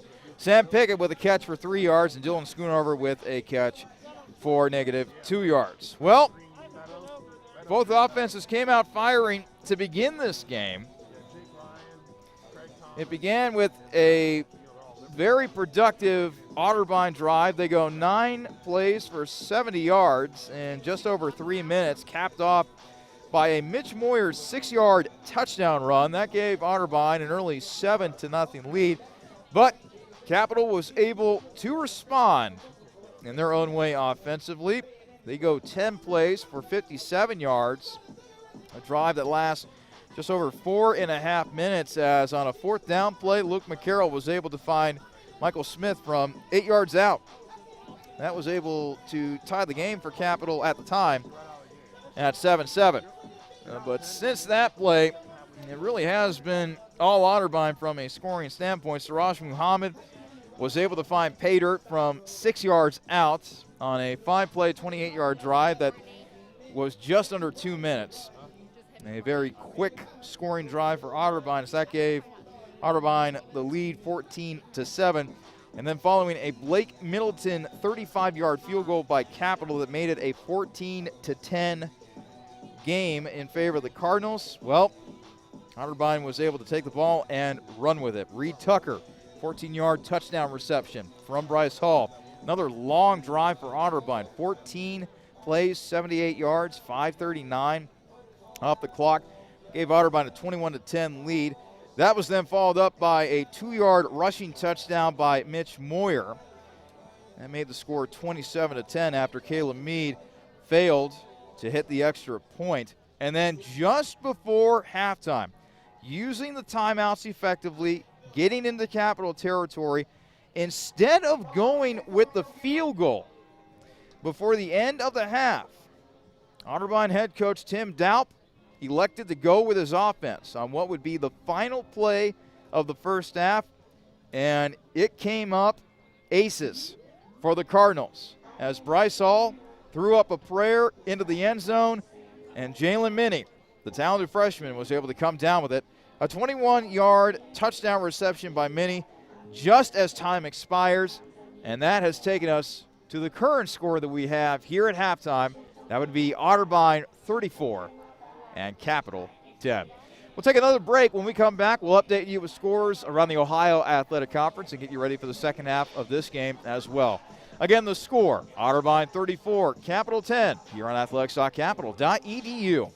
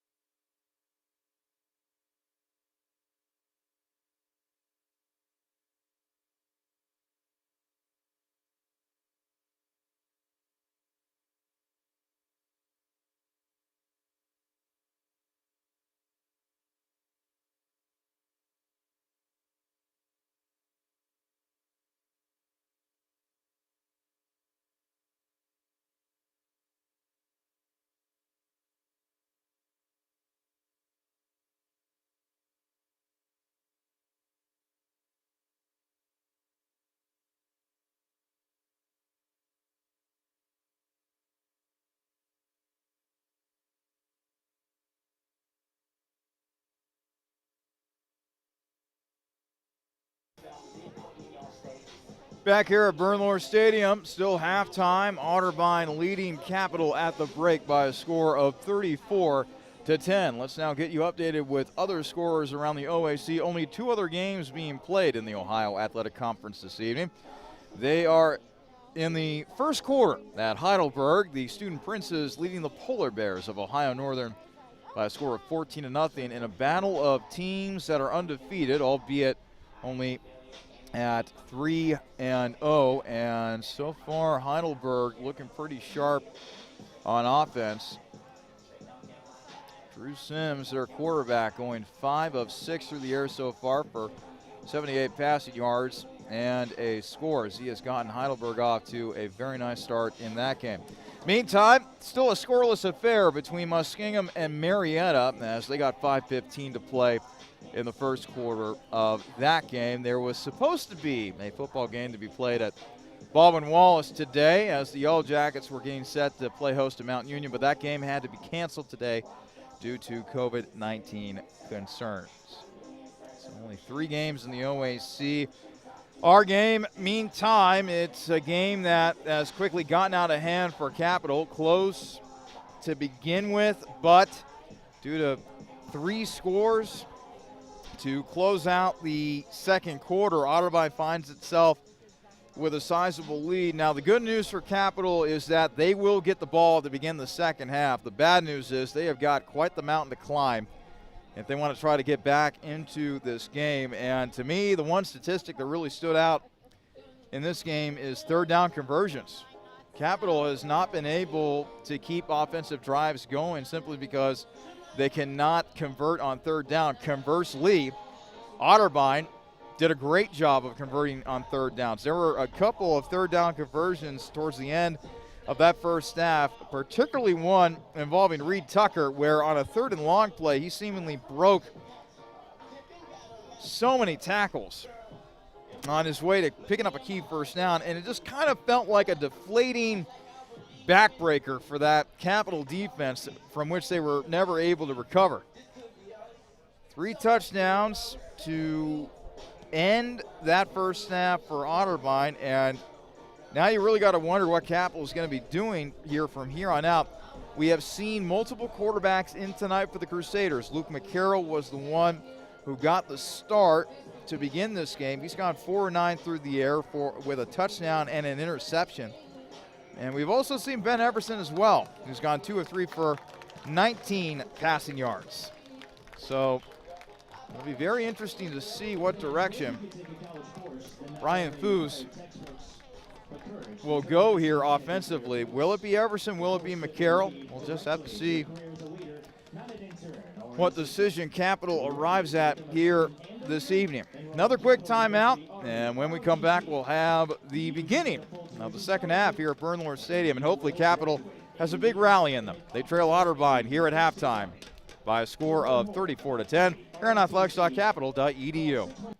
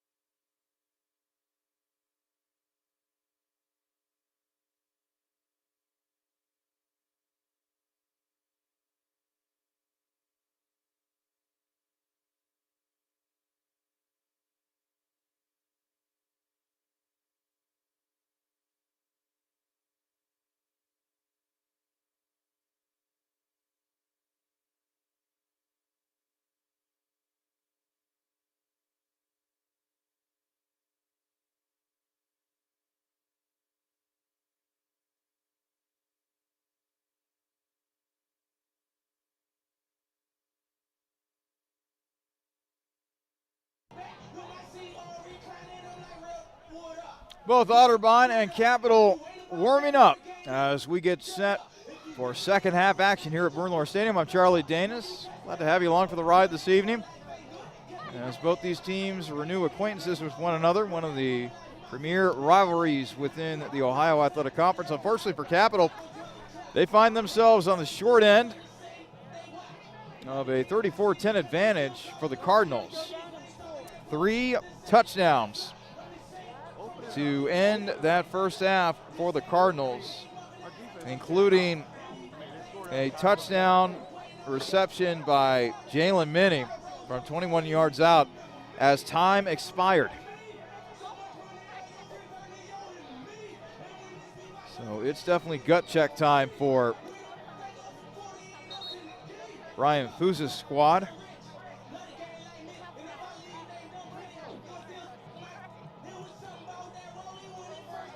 Capital will get the ball to begin play here in the second half, and they're going to have to do something with it. Otherwise, this game could really get out of hand, much the same way that the game against Ohio Northern did.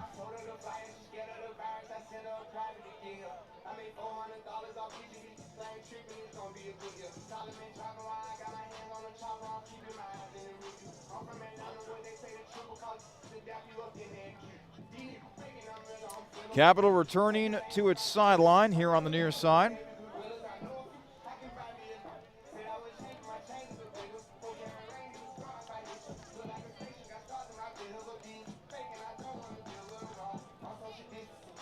One word that I kept throwing around during our broadcast involving Ohio Northern was that Ryan Fuse's team trying to make progress, trying to find those right pieces to plug into on both the offensive and defensive side, as well as special teams. This is the first year for Fuse and his staff.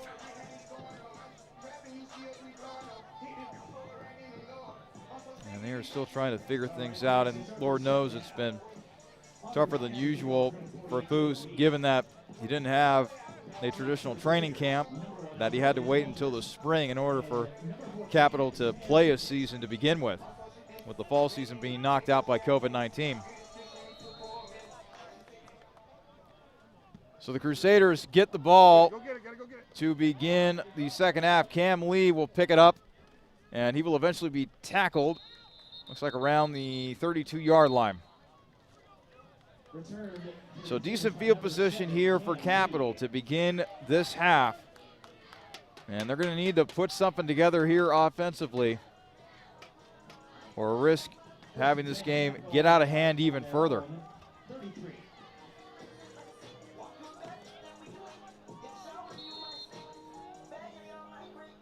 Let's see who comes out at quarterback. And for Capital, it's going to be Ben Everson. First and 10 for Capital from their own 33. Play action, Everson throws and incomplete. That would have been a tough catch for Michael Smith. Just a little too low to the turf that time as Smith died in vain. Or dived for the ball, I should say.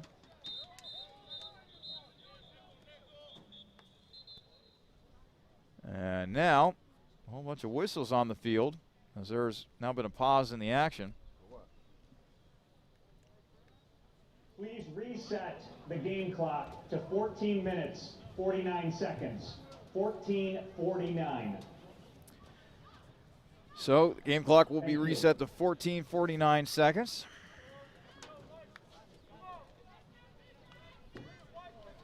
Now that we have gotten that settled, we can now get back to the action. Second and 10 for Capital. The ball spotted at the Crusader 33-yard line. Everson will hand off.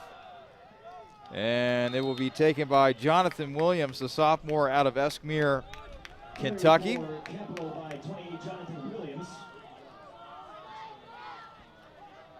No gain on that last play.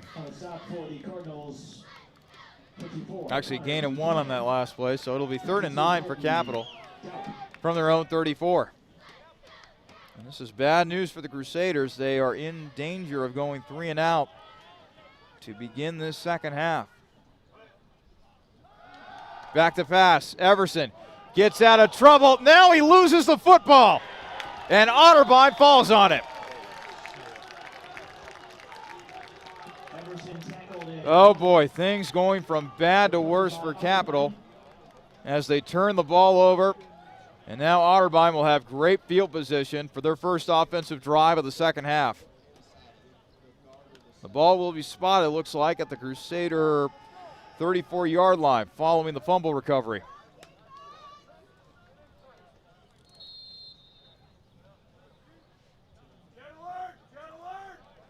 First and 10 for the Cardinals on the Capital 34.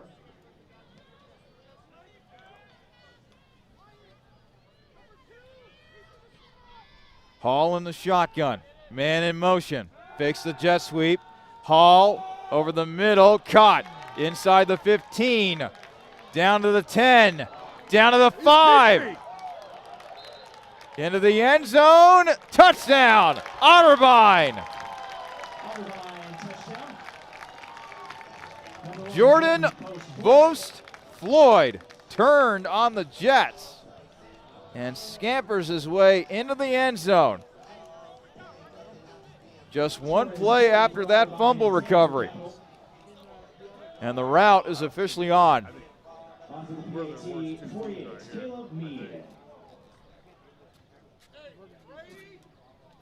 Caleb Mead on for the point after.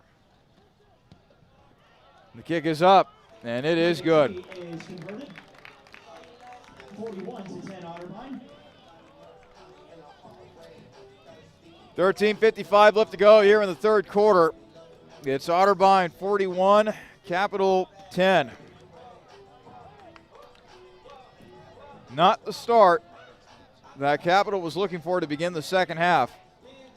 On their first offensive drive, they fumbled the football away on a third down play. And then right after that play, Otterbein able to take advantage. As Jordan Boast Floyd able to find the end zone for the Cardinals.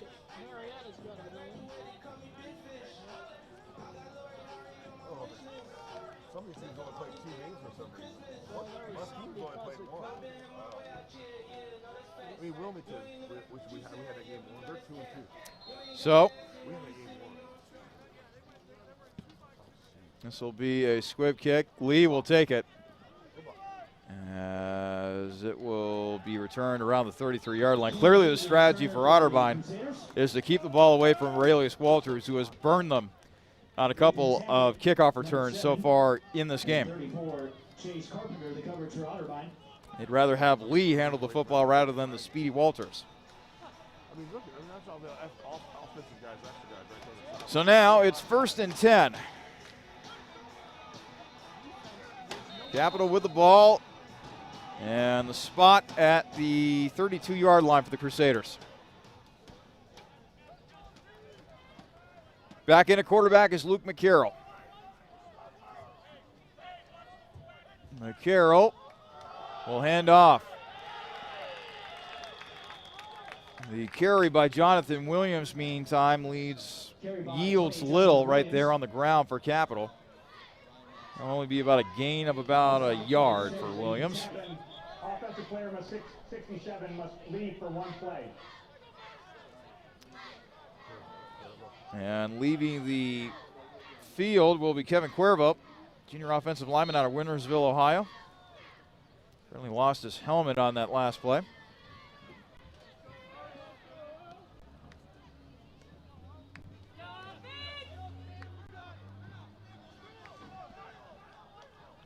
McCarroll in the gun. 2 receivers to his right, 1 to his left.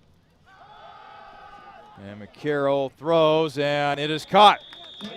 Cam Lee making the catch, as he will go out of bounds at the Capital 39-yard line. Gain of 6 on that last play for Cam Lee, the junior out of Piqua, Ohio. Crusaders 3rd and 3.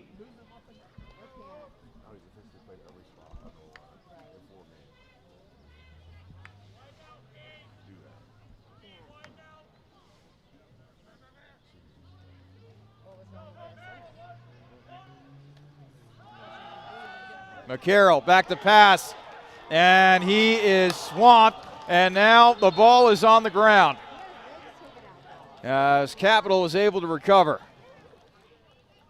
But McCarroll was running for his life from the get-go, and now Capital will punt the football away.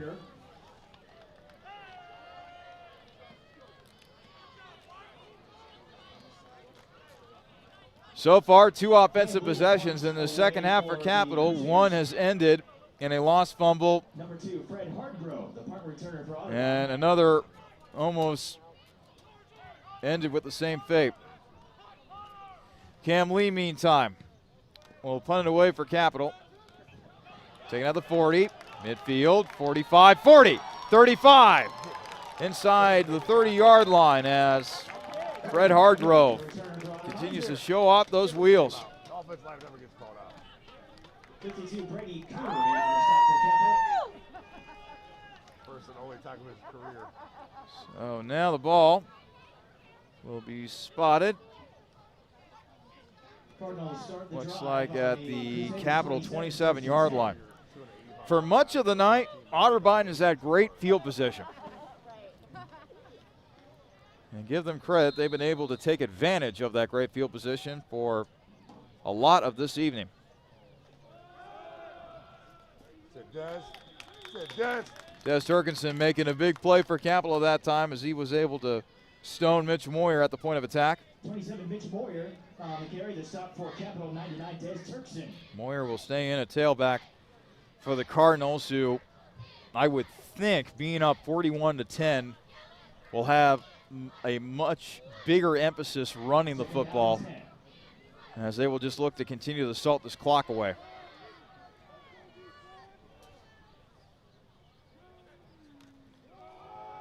The give is to Moyer. And Moyer caught behind the line of scrimmage, and then a flag is thrown. Again, Des Turkinson making an impact. Kobe Swackhammer also being active back there defensively for Capital.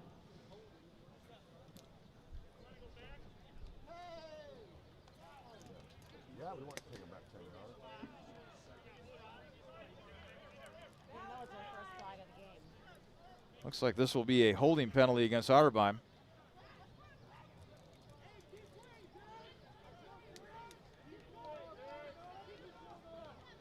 Holding, offense, number 55, 10-yard previous stop foul, second down. The penalty committed by Tyler Wilkerson, excuse me, sophomore out of Liberty Township, Ohio. So now it sets up 2nd and 20 for Otterbein. The ball will be spotted at the Capital 37-yard line. Hall in the shotgun. 3 wideouts to his right, 1 to his left. Hall back to pass. Thought about going deep, but instead takes off. Hall will scamper out of bounds. He'll be marked out of bounds at the Capital 34, so that'll only be about a gain of 3 yards for the senior from Jackson, Ohio. 3rd down and 20 on the Crusaders 34.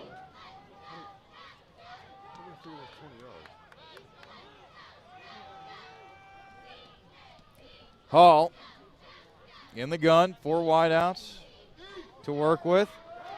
And the give is to Moyer, and he is instantly popped by Trey Zimmer.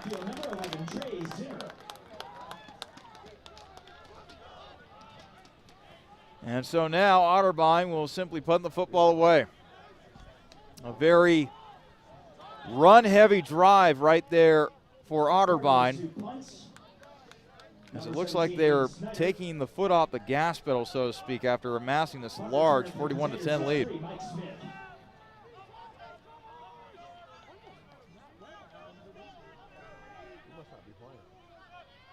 Snyder, this time able to handle the punt more cleanly. And he'll boot this one inside the 10, and oh boy, this will trickle out of bounds at the 2-yard line. That was a beautiful punt that time by Aiden Snyder.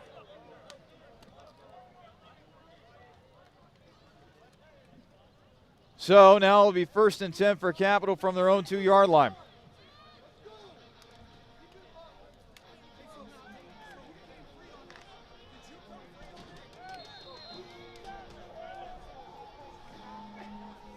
This is the deepest that Capital has been in their own territory all night long. In the shadow of their own goalpost. Give us to Williams, and Williams will burrow his way forward to give Capital some much-needed room. Gain of 2 on that last play. So that'll lead to 2nd and 8. 2nd and 8 on the 4-yard line. McCarroll once again on the shotgun. Williams stays in at tailback. 3 wide receiver set. McCarroll will throw, and oh boy, that was almost picked off in the end zone. Pressure on McCarroll, and almost coming up with the ball was Connor Buchanan, senior linebacker out of Avon Lake, Ohio. It was batted down in the end zone.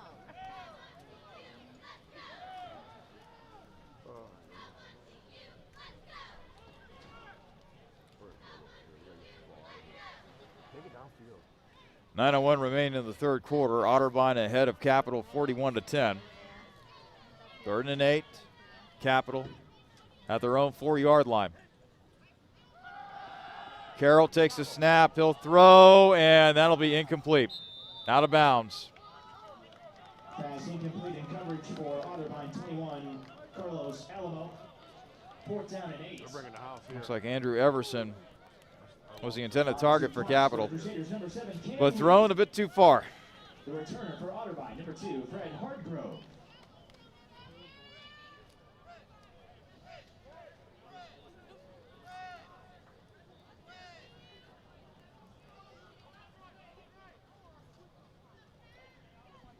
Cam Lee back to punt for Capital once again.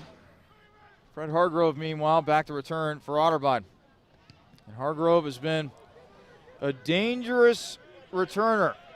He'll take it on one hop. Hargrove with a little skip to Malou. Hardgrove with the return past the 35. And he'll be marked out of bounds at the 34-yard line. Again, great position for field position for Otterbein. But with them being ahead this far, 41-10, you would think that the Cardinals would just continue to run the football. There's really no need to pour it on here.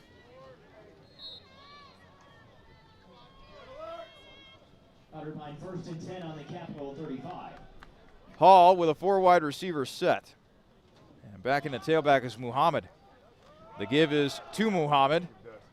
And he will take it to the Capital 31-yard line. Mohammed.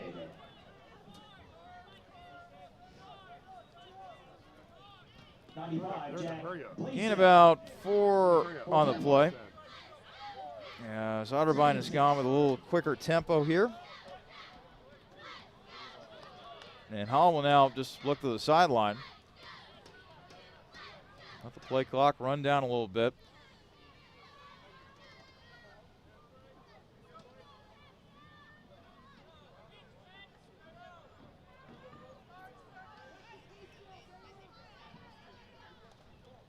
Play fake. Now it's complete. Over to Jacob Leonardi. Pass complete to 15, Jacob Leonardi. Combined stop 34, Nick Vasonic. Nick Vasonic making the tackle for Capital defensively. As Leonardi able to make the reception. Gain of 4 on the last play. It's a 3rd and 6. Otterbein at the Capital 38-yard line. Pass incomplete. I wonder how a kid that big could go deep. He can't catch. Jalen Minnie, who made a spectacular grab to end the first half, not able to make the grab there on 3rd down. So now that stops the clock. 7:25 remaining here in the 3rd quarter. Otterbein leading Capital 41-10. Too far for a field goal, too close for a punt, so Otterbein will elect to go for it here offensively.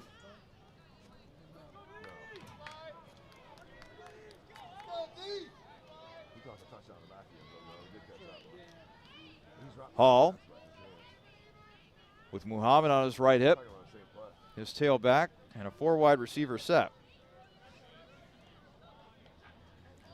Hall goes back to throw. Caught over the middle. And that should be enough for a first down as Reed Tucker makes the grab. And that will move the chains for the Cardinals.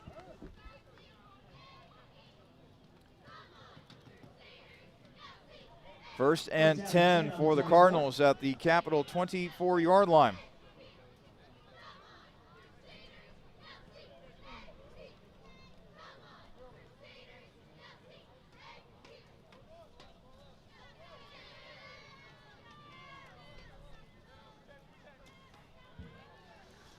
Bryce Hall in the shotgun. He will throw deep and incomplete. Just out of the reach of Reed Tucker. Pass intended for Tucker incomplete. Tucker with 6 catches for 84 yards and a score. Realize how little our corners are until they go out in coverage.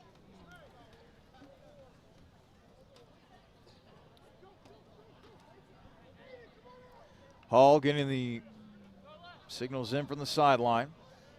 He'll line up in the gun once again. 2 receivers to his right, 1 to his left. Squeeze it. Give us to Muhammad. Muhammad will get free. Inside the 20, rumbles his way inside the 15. He'll be tackled eventually at the 11-yard line.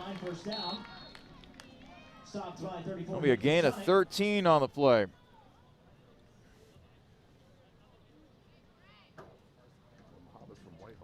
Muhammad has had himself a decent night. He's had a split carries with Moyer tonight. Each of those young men with 7 carries. Muhammad inside the 10, inside the 5, and he'll be knocked out of bounds at about the 4-yard line. Actually at the 3-yard line, excuse me.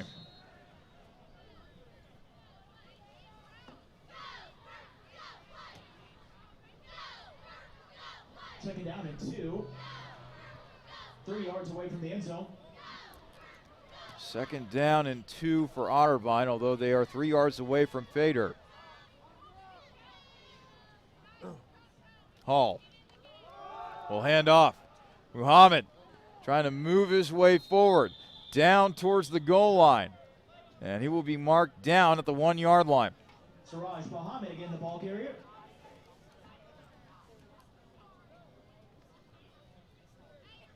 And that will result in a first down. First down and goal.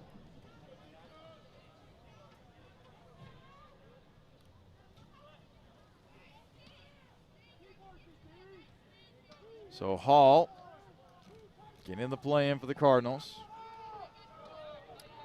Muhammad, meantime, still in at tailback, looking for potentially his 2nd rushing touchdown. Gets it, and he scampers into the end zone for another Cardinals touchdown. Siraj Muhammad. Siraj Muhammad does indeed get his 2nd rushing touchdown of the night. And the gap continues to widen between Otterbein and Capitol. The score 47-10 with the extra point pending. So our middle school games lasted like 48 minutes. We were up by 30 every game. Second half was going. Caleb Mead once again on for the point after. Yeah. Kick is up. Is no good. And no good. 2nd missed PAT of the game for Mead. But still a very comfortable lead for Otterbein. 5:06 left to play here in the 3rd quarter. It is Otterbein 47, Capitol 10. Mentioned in the pregame show about how Capitol will be playing a 5th game, a divisional crossover game. And the way that this game is going right now, Capitol will be playing the 5th place team from the East Division.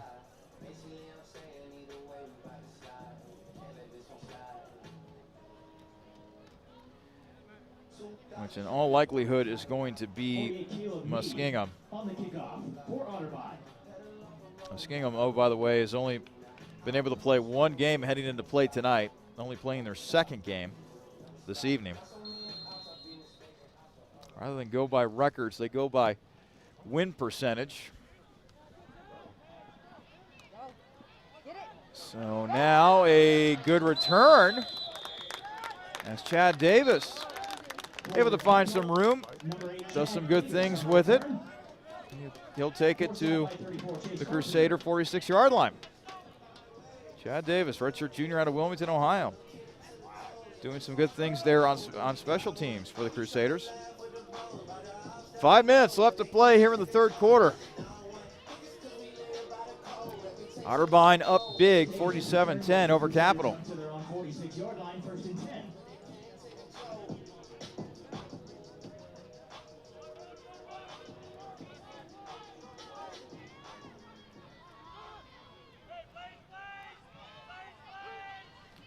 Everson back in at tailback, and now Jaden Giannatino back in at running back, I should say, for Capital. He's tackled on the play by Ethan Tackett, sophomore linebacker out of Granville, Ohio. And the way this game has been going, we're probably going to see a lot of backups coming up here for both teams as they dip into the second string.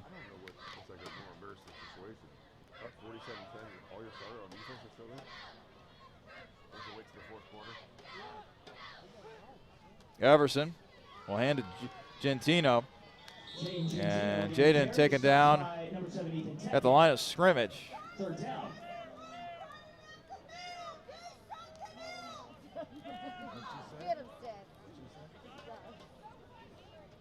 So now it's 3rd and long for Capital. 3rd and 10. Ball spotted at the Capital 46-yard line as the lights have been turned on here at Bernlohr Stadium. Some pinkish clouds here in the horizon. It was raining earlier in this game, but since then the rain has gotten out of Bexley here, and it's looking like a beautiful night here in Central Ohio. Everson, deep drop, throws deep. It is incomplete. His intended target that time was Michael Smith, but that was thrown a little too far for him to go get that one. Carlos Alamo in on the coverage for Otterbein.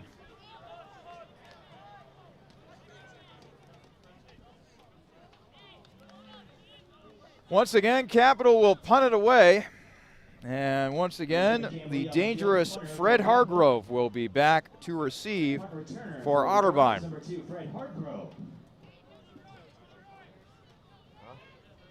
Cam Lee awaiting the ball. Lee almost had it blocked that time, but gets it away. And it will hit at about the 16-yard line. Out of bounds, and they'll mark it at the Otterbein 18.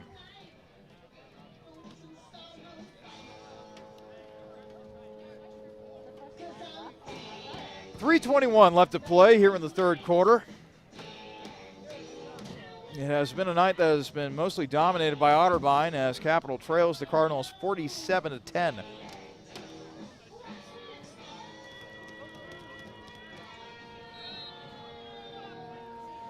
Bryce Hall still in at quarterback for the Cardinals.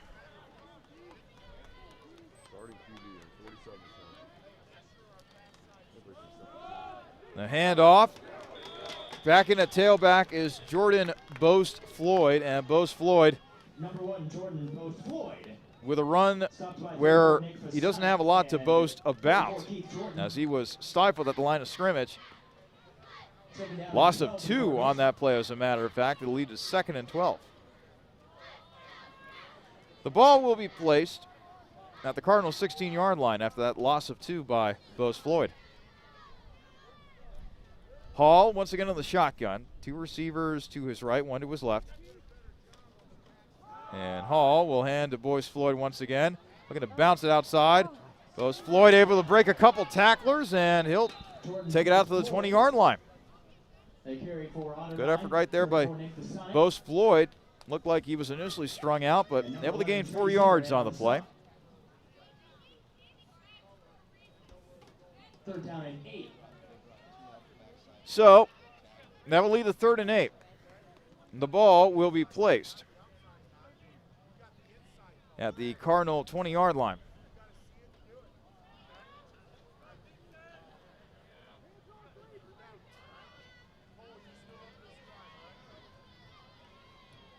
Hall in the shotgun once again on this 3rd down. And Hall is sandwiched back at the 10-yard line. Wyatt Long, senior linebacker out of Piqua, Ohio, got home first.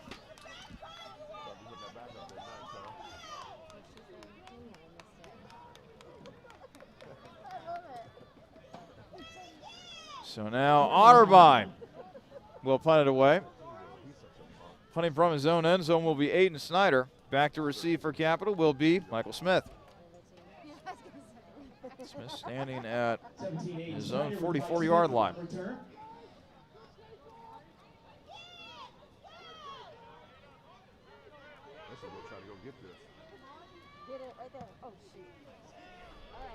Smith takes it at the 43. Trying to find some room. And Smith will eventually be taken down at about the 49-yard line. Return near the 50. He's tackled by number 7, Ethan Teckett. Good field position for Capital to begin this drive. 58.2 seconds remain here in the 3rd quarter. It's Otterbein 47, Capital 10.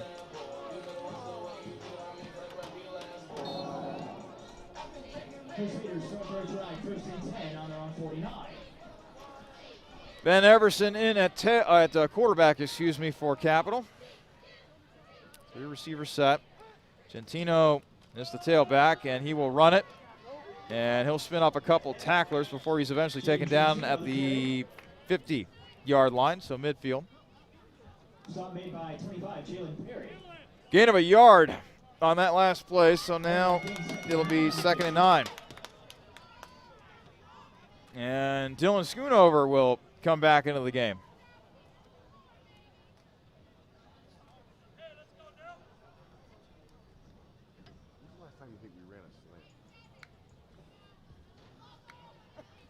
Everson gets the play in from the sideline. Capital looking to run at least one more play here before the end of the 3rd quarter. Everson hands to Schoonover, And Schoonover takes it to the Otterbein 48-yard line, and that will be the final play of the 3rd quarter. We'll head to the 4th quarter with Otterbein leading Capital 47-10. This is Crusaders football here on athletics.capital.edu.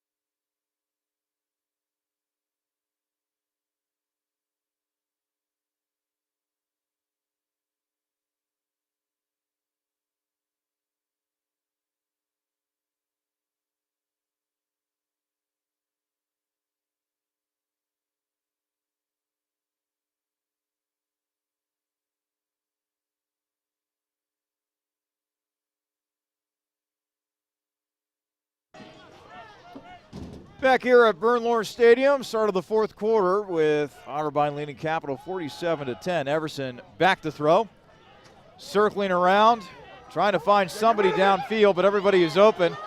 And now he'll throw, and it's incomplete. The pass was intended for Michael Smith. And, oh boy, a Capital player is down after it looked like he might have been hit in the groin. And the parents here in the stands are absolutely livid Ryan Foose, head coach for Capital, is asking the referee to throw something. Officials timeout for injury. The player that went down was Brady Kuhn. Kuhn, a sophomore out of Powell, Ohio, originally played at Olentangy Liberty High School. Very surprised that a flag was not thrown on that play.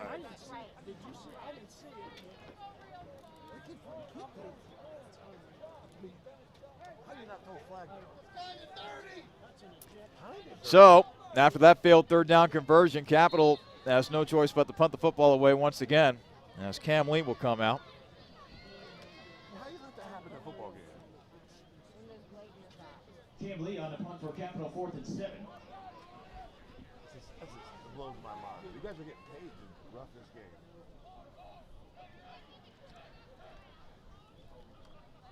Lee will punt it away. No return, as it'll eventually be down by Capital inside the 15. Looks like at about the 14-yard line. Around the 13-yard line.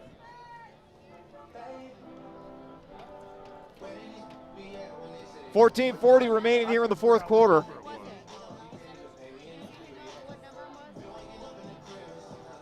Otterbein well ahead of Capital, 47-10. And I've been here at Capital for about 7 or 8 years, and this is probably the biggest blowout between both these teams that I've seen in person. Usually this is a game where it tends to go down to the wire, but not the case today.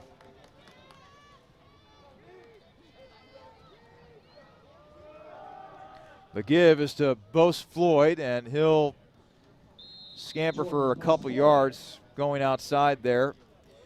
And it looks like that the night is done for Bryce Hall. Coming in for Otterbein is Logan Farmer. He is a 5'8" sophomore from Ashland, Ohio. So the night is done for Bryce Hall.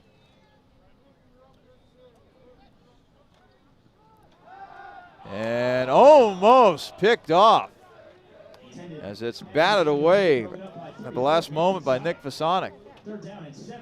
Spectacular night for Bryce Hall. He goes 24-31 through the air, 253 passing yards, and 2 passing touchdowns.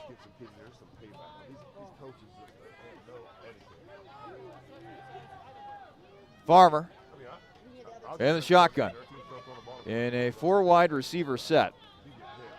And Farmer will simply run it forward on this third down play. And that will lead to a stop for the Capital defense, as they're able to bottle up Farmer after a gain of a couple. Logan Farmer. Leading the stop for the Crusaders, 95, Jack Blaisdell. 4th down and 6. Back to receive for Capital will be Michael Smith. Number 3, Mike Smith, the returner for Capital. 13:31 remaining in the fourth quarter. Otterbein leading Capital by a score of 47-10.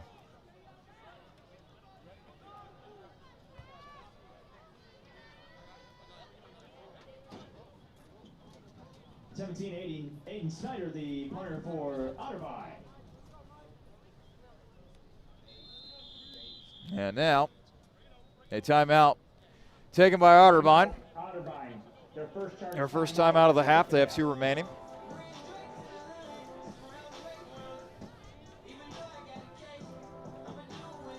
Just a very tough night for this Capital football program. Like all the other teams in the OAC, they weren't able to play a fall football season, which I'm sure was very odd, very strange. But the OAC came up with this plan to play spring football, and after what will end up being 4 games, this coaching staff for Capital still trying to find answers on the offensive, the defensive side, on special teams. It's going to be a long road to hoe for Brian Foose and his coaching staff. It's always tough when you have a first-year head coach trying to institute a new philosophy on all sides of the football, but then you add in a pandemic and the inability to have a productive training camp, as this ball will roll all the way down to the Capital 42-yard line.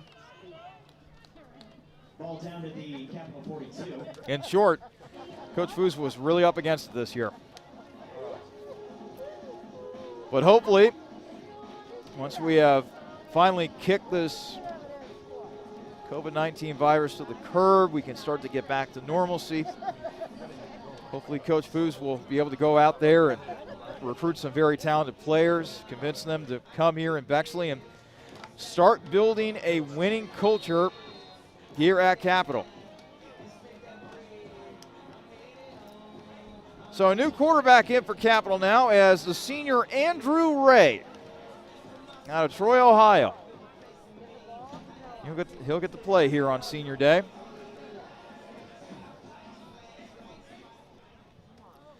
He's in the gun with a couple of receivers on the field. And the give is to Gentino. We'll run up the middle for about a yard or so. Carry for Capital 21, Dylan Schoonover.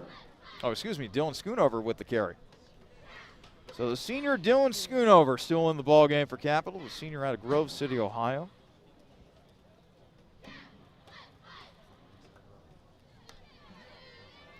Dylan Schoonover, a good kid. Always had a smile on his face and loves playing for this Capital football program. 2nd and 9. Capital at their own 43. A pass by Ray, incomplete. And the pass is incomplete. The intended target was Andrew Everson, the junior out of Zanesville, Ohio. To Fred Hardgrove on the coverage. Brings up 3rd and 9 for Capital from their own 43-yard line.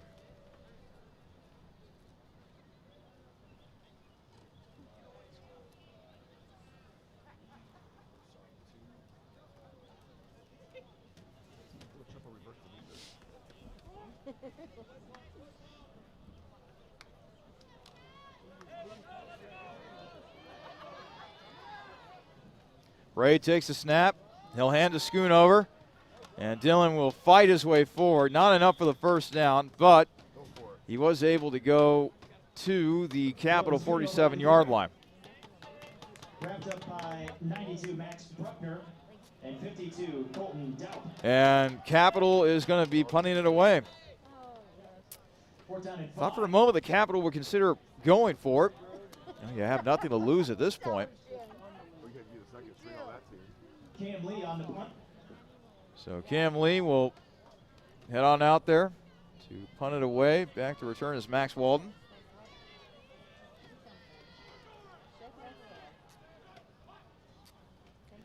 Snap is back. Kick is away. And Walden will fair catch it at about the 5-yard line. So you get that, and that's what I get. Hit him. Just hit him. On the 5-yard line. Time for every time.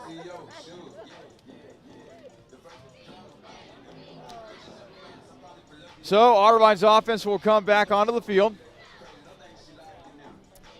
I expect a heavy dose of running here for the Cardinals as they look to close out a win here at Bernlohr Stadium. If they lost tonight, Capital would drop to 0-4 with a win. Otterbein would pick up their first win of the 2021 campaign. They would improve to 1-3.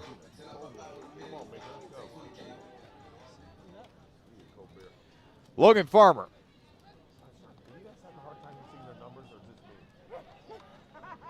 They're a little blurry. And it'll be a simple give up the middle. On the carry for Otterbein, 29 Patrick Beck. Patrick Beck, the freshman running back from, what do you know, Bexley, Ohio. So the local kid coming home in a way and getting to play, I'm sure, in front of some family members here. So he decided to make the trek up to Westerville to play for the Cardinals instead of staying home and playing for Capital. Interesting. Farmer, meantime, will take the snap, and he'll hand once again. Beck once again with the carry, and he'll pick up a couple more. It'll lead to a 3rd and short situation now for the Cardinals, who at this point are just trying to run this clock out. 3rd down and 4.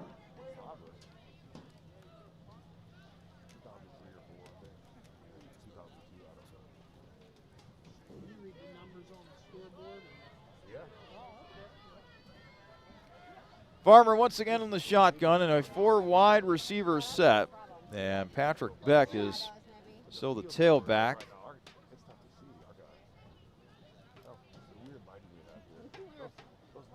As Farmer is running that play clock down as much as he can. Pitch, Beck with the carry, and he'll be taken down around the 7-yard line. Making the tackle on the play for Capital is Bernlohr Stadium. And 32, Bernlohr Stadium. 4th down. 9-11 and counting here in the 4th quarter. Otterbein with a rather large lead, 47-10 over Capital. Away for Otterbein. The return for Capital. Number 3, Mike Smith. Go, Brady! Mike Smith back to receive the punt for Capital near midfield.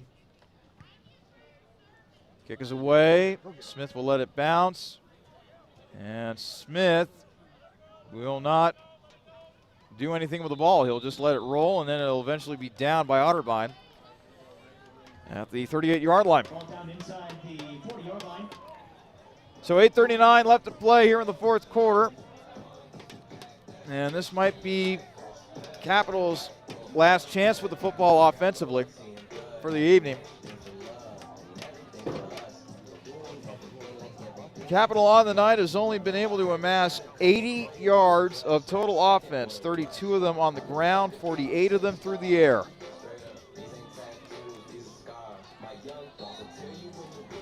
So Ray will be in the shotgun with 3 wide receivers at his disposal. It'll be a run up the middle to about the 39-yard line or so.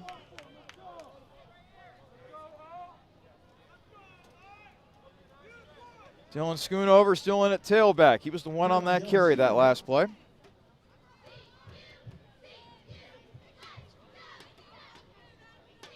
One-yard carry, 2nd and 9. They'll give Schoonover 1 yard on the carry. 2nd and 9, Capital at their own 41-yard line.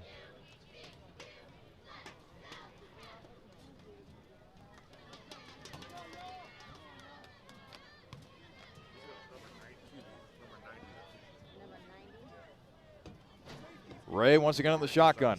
He'll take the snap. He'll hand to Schoonover. Schoonover sidesteps a tackler, but once he gets past the line of scrimmage, not able to get that much. And boy, looked like a wrestling match out there on the perimeter as 54, Connor Buchanan, one of the tacklers. Capital's Lincoln Hayes got tangled up with Otterbein's Harrison Ivy. No gain, 3rd down and 9 on the 41. So now it's 3rd down and 9. Capital at their own 41-yard line.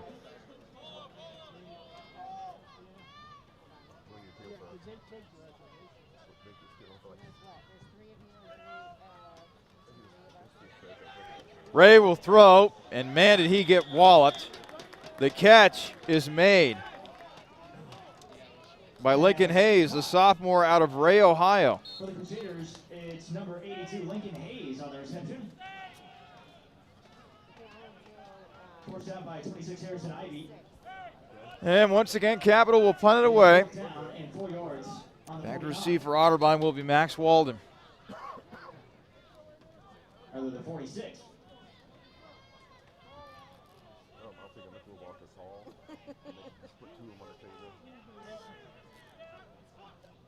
These are ones that are short.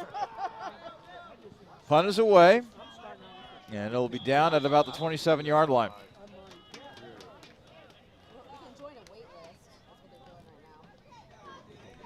Once again, Otterbein's offense will come out onto the field. Logan Farmer will continue to quarterback the Cardinals. He has yet to throw a single pass, and quite honestly, he doesn't really need to with the comfortable cushion that Otterbein currently possesses.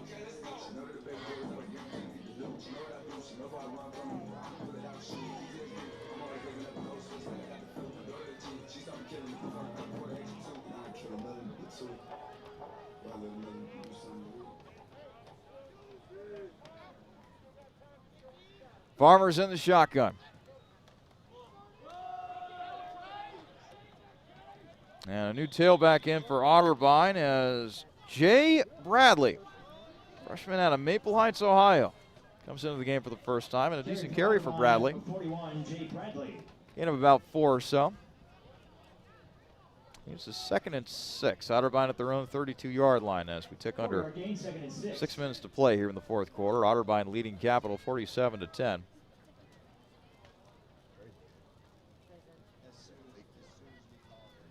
And Farmer is running down that play clock. No need to be in any hurry if you are the Cardinals here offensively.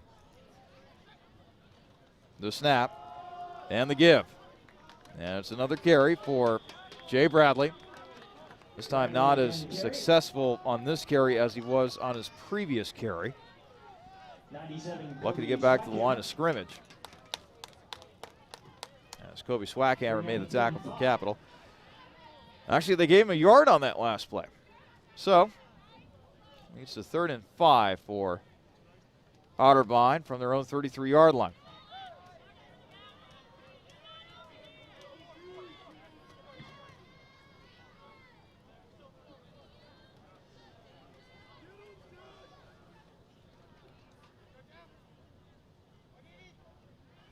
Farmer in the gun.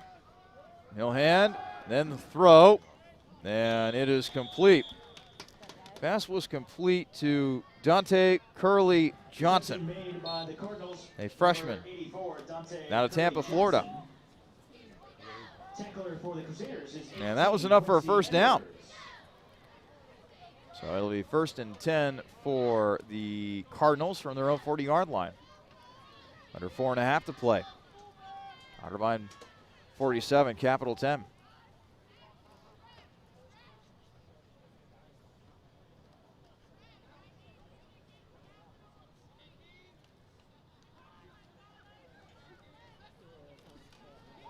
And a fumble snap recovered by Farmer. Farmer was simply not ready for that snap that time, and luckily for him, he's able to fall upon it.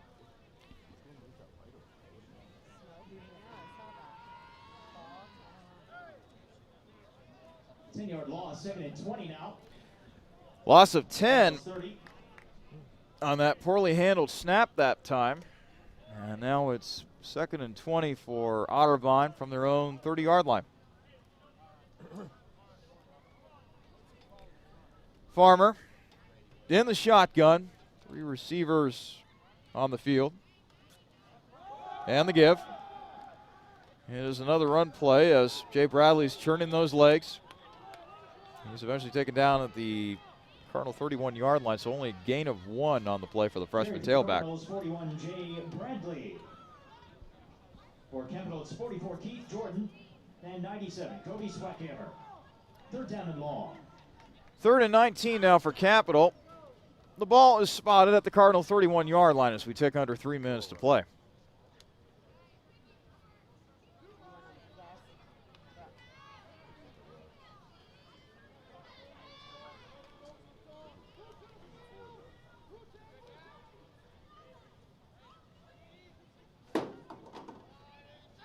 Farmer takes a snap.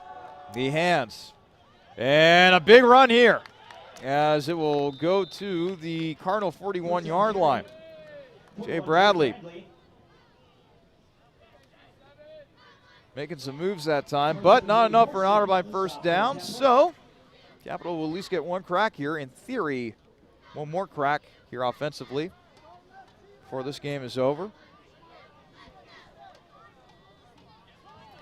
Michael Smith is back to return this kick for the Crusaders.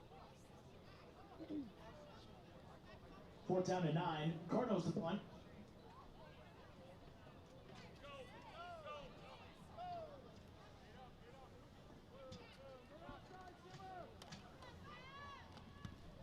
Snyder gets it away.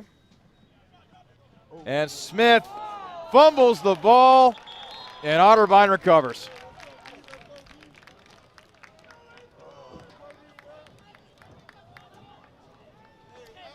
Boy, if you can sum up how this game has gone in one play, that would be it right there. As Smith fumbles the football away, it's recovered by Otterbein, and now the Cardinals can basically run the clock out here.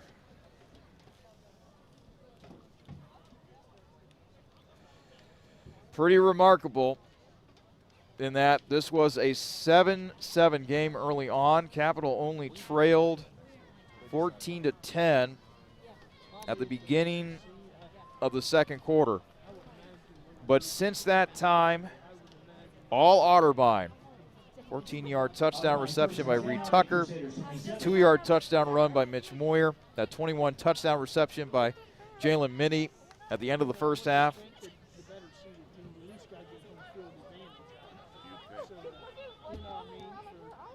What if either team doesn't have a win, though? I don't know how they're going to do it. Otterbein adding a touchdown here in the third quarter. And now a delay of game will be called against Otterbein. Delay of game. Offense. 5-yard penalty. First downs. Right. No, I don't. So now the Cardinals in victory formation. A knee taken by Logan Farmer. And that will cause the clock to run. Let's see here, a minute 34. Probably 2 more kneel downs. We'll do the trick here for the Cardinals. Cardinals come into Bernlohr Stadium, and from the word go, came in focused, razor sharp. Their offense was clicking from the very beginning. And Capital just simply didn't have an answer defensively for this Cardinals team. A tremendous game by their quarterback, Bryce Hall. And we'll talk about all the statistics from this game coming up in the postgame show. But a rather disappointing evening for Capital here on senior night. These seniors were hoping that they would not only get their first win of the season, but also get a win in the rivalry game. And this is the most lopsided that this rivalry game has been in quite some time. Usually a game that is very, very close, that goes down to the wire. There have been some fantastic finishes between both these teams over the years. But no late game heroics. This is a game that was well in hand for Otterbein. And the Cardinals will end up getting a win here tonight at Bernlohr Stadium. The final score, Otterbein 47, Capital 10. Coming up, we'll examine the statistics from this game and also get you caught up with some scores around the OAC. You have been watching a presentation of Capital Crusaders football here on athletics.capital.edu.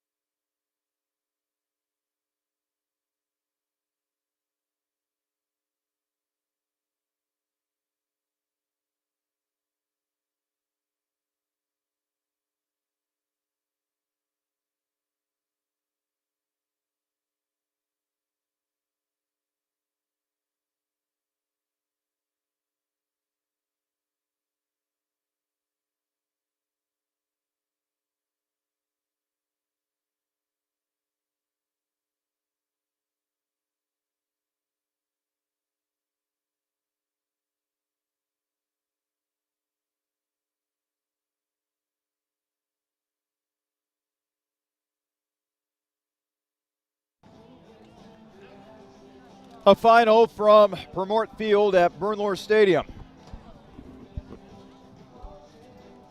Tonight, the Cardinals defeat the Crusaders by a final of 47-10.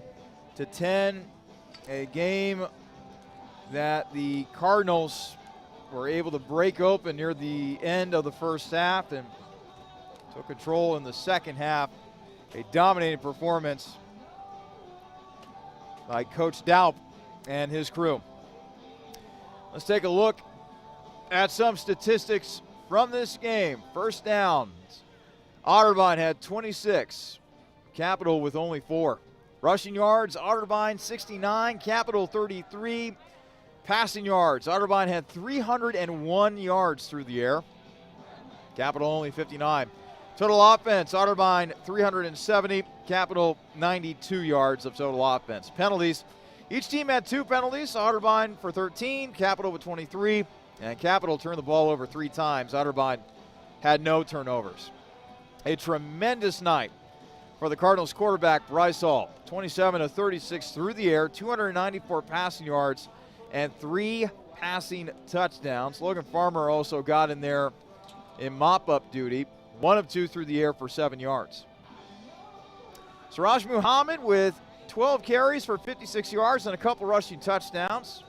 Also a pair of rushing touchdowns for senior running back Mitch Moyer, who had 10 carries for 16 yards. Jay Bradley had 4 carries for 16 yards. Jordan Bose-Floyd had 4 carries for 4 yards. And Patrick Beck had 3 carries for 3 yards. And a good night for the senior wideout Reed Tucker. He had 7 catches for 88 yards and a score. Jack Inorino had 4 catches for 38. Fred Hargrove had 4 catches for 28. Jordan Bose-Floyd had 3 catches for 46 yards and a score. Jalen Minnie with the play of the game with that great touchdown grab at the end of the first half. 3 catches for 39 yards and that aforementioned score. Jeb Jones, 2 catches for 24 yards. And Siraj Muhammad with 2 receptions for 17 yards. Meanwhile, a tough night at the office for the Capital offense. The quarterbacks that were able to play in this game tonight. Luke McCarroll had threw for 35 yards, 5 of 12 through the air for 1 passing touchdown and 1 interception. Ben Everson goes 2 of 6 through the air for 19 passing yards, and Andrew Ray goes 1 of 2 through the air for 5 passing yards.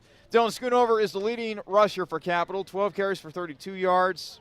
Jonathan Williams, 4 carries for 10 yards. Noah Meeker, 1 carry for 2 yards. And Jordan Genatino, 3 carries for 1 yard. And finally, receptions. Michael Smith, 4 catches for 47 yards, and the lone touchdown of the night for Capital. Cam Lee, 1 catch for 6 yards.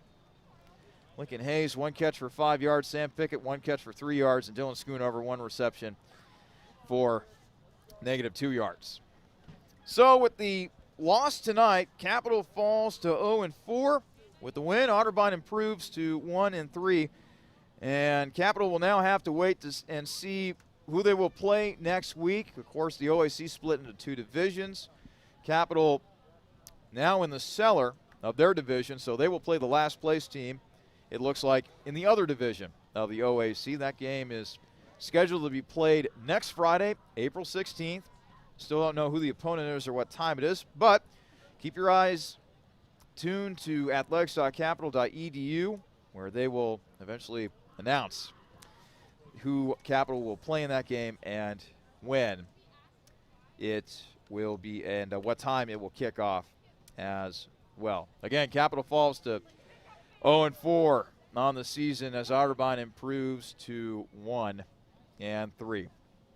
This is Charlie Danis saying one final time, the final score tonight from Purmort Field at Bernlohr Stadium. The score, Otterbein 47, Capital 10.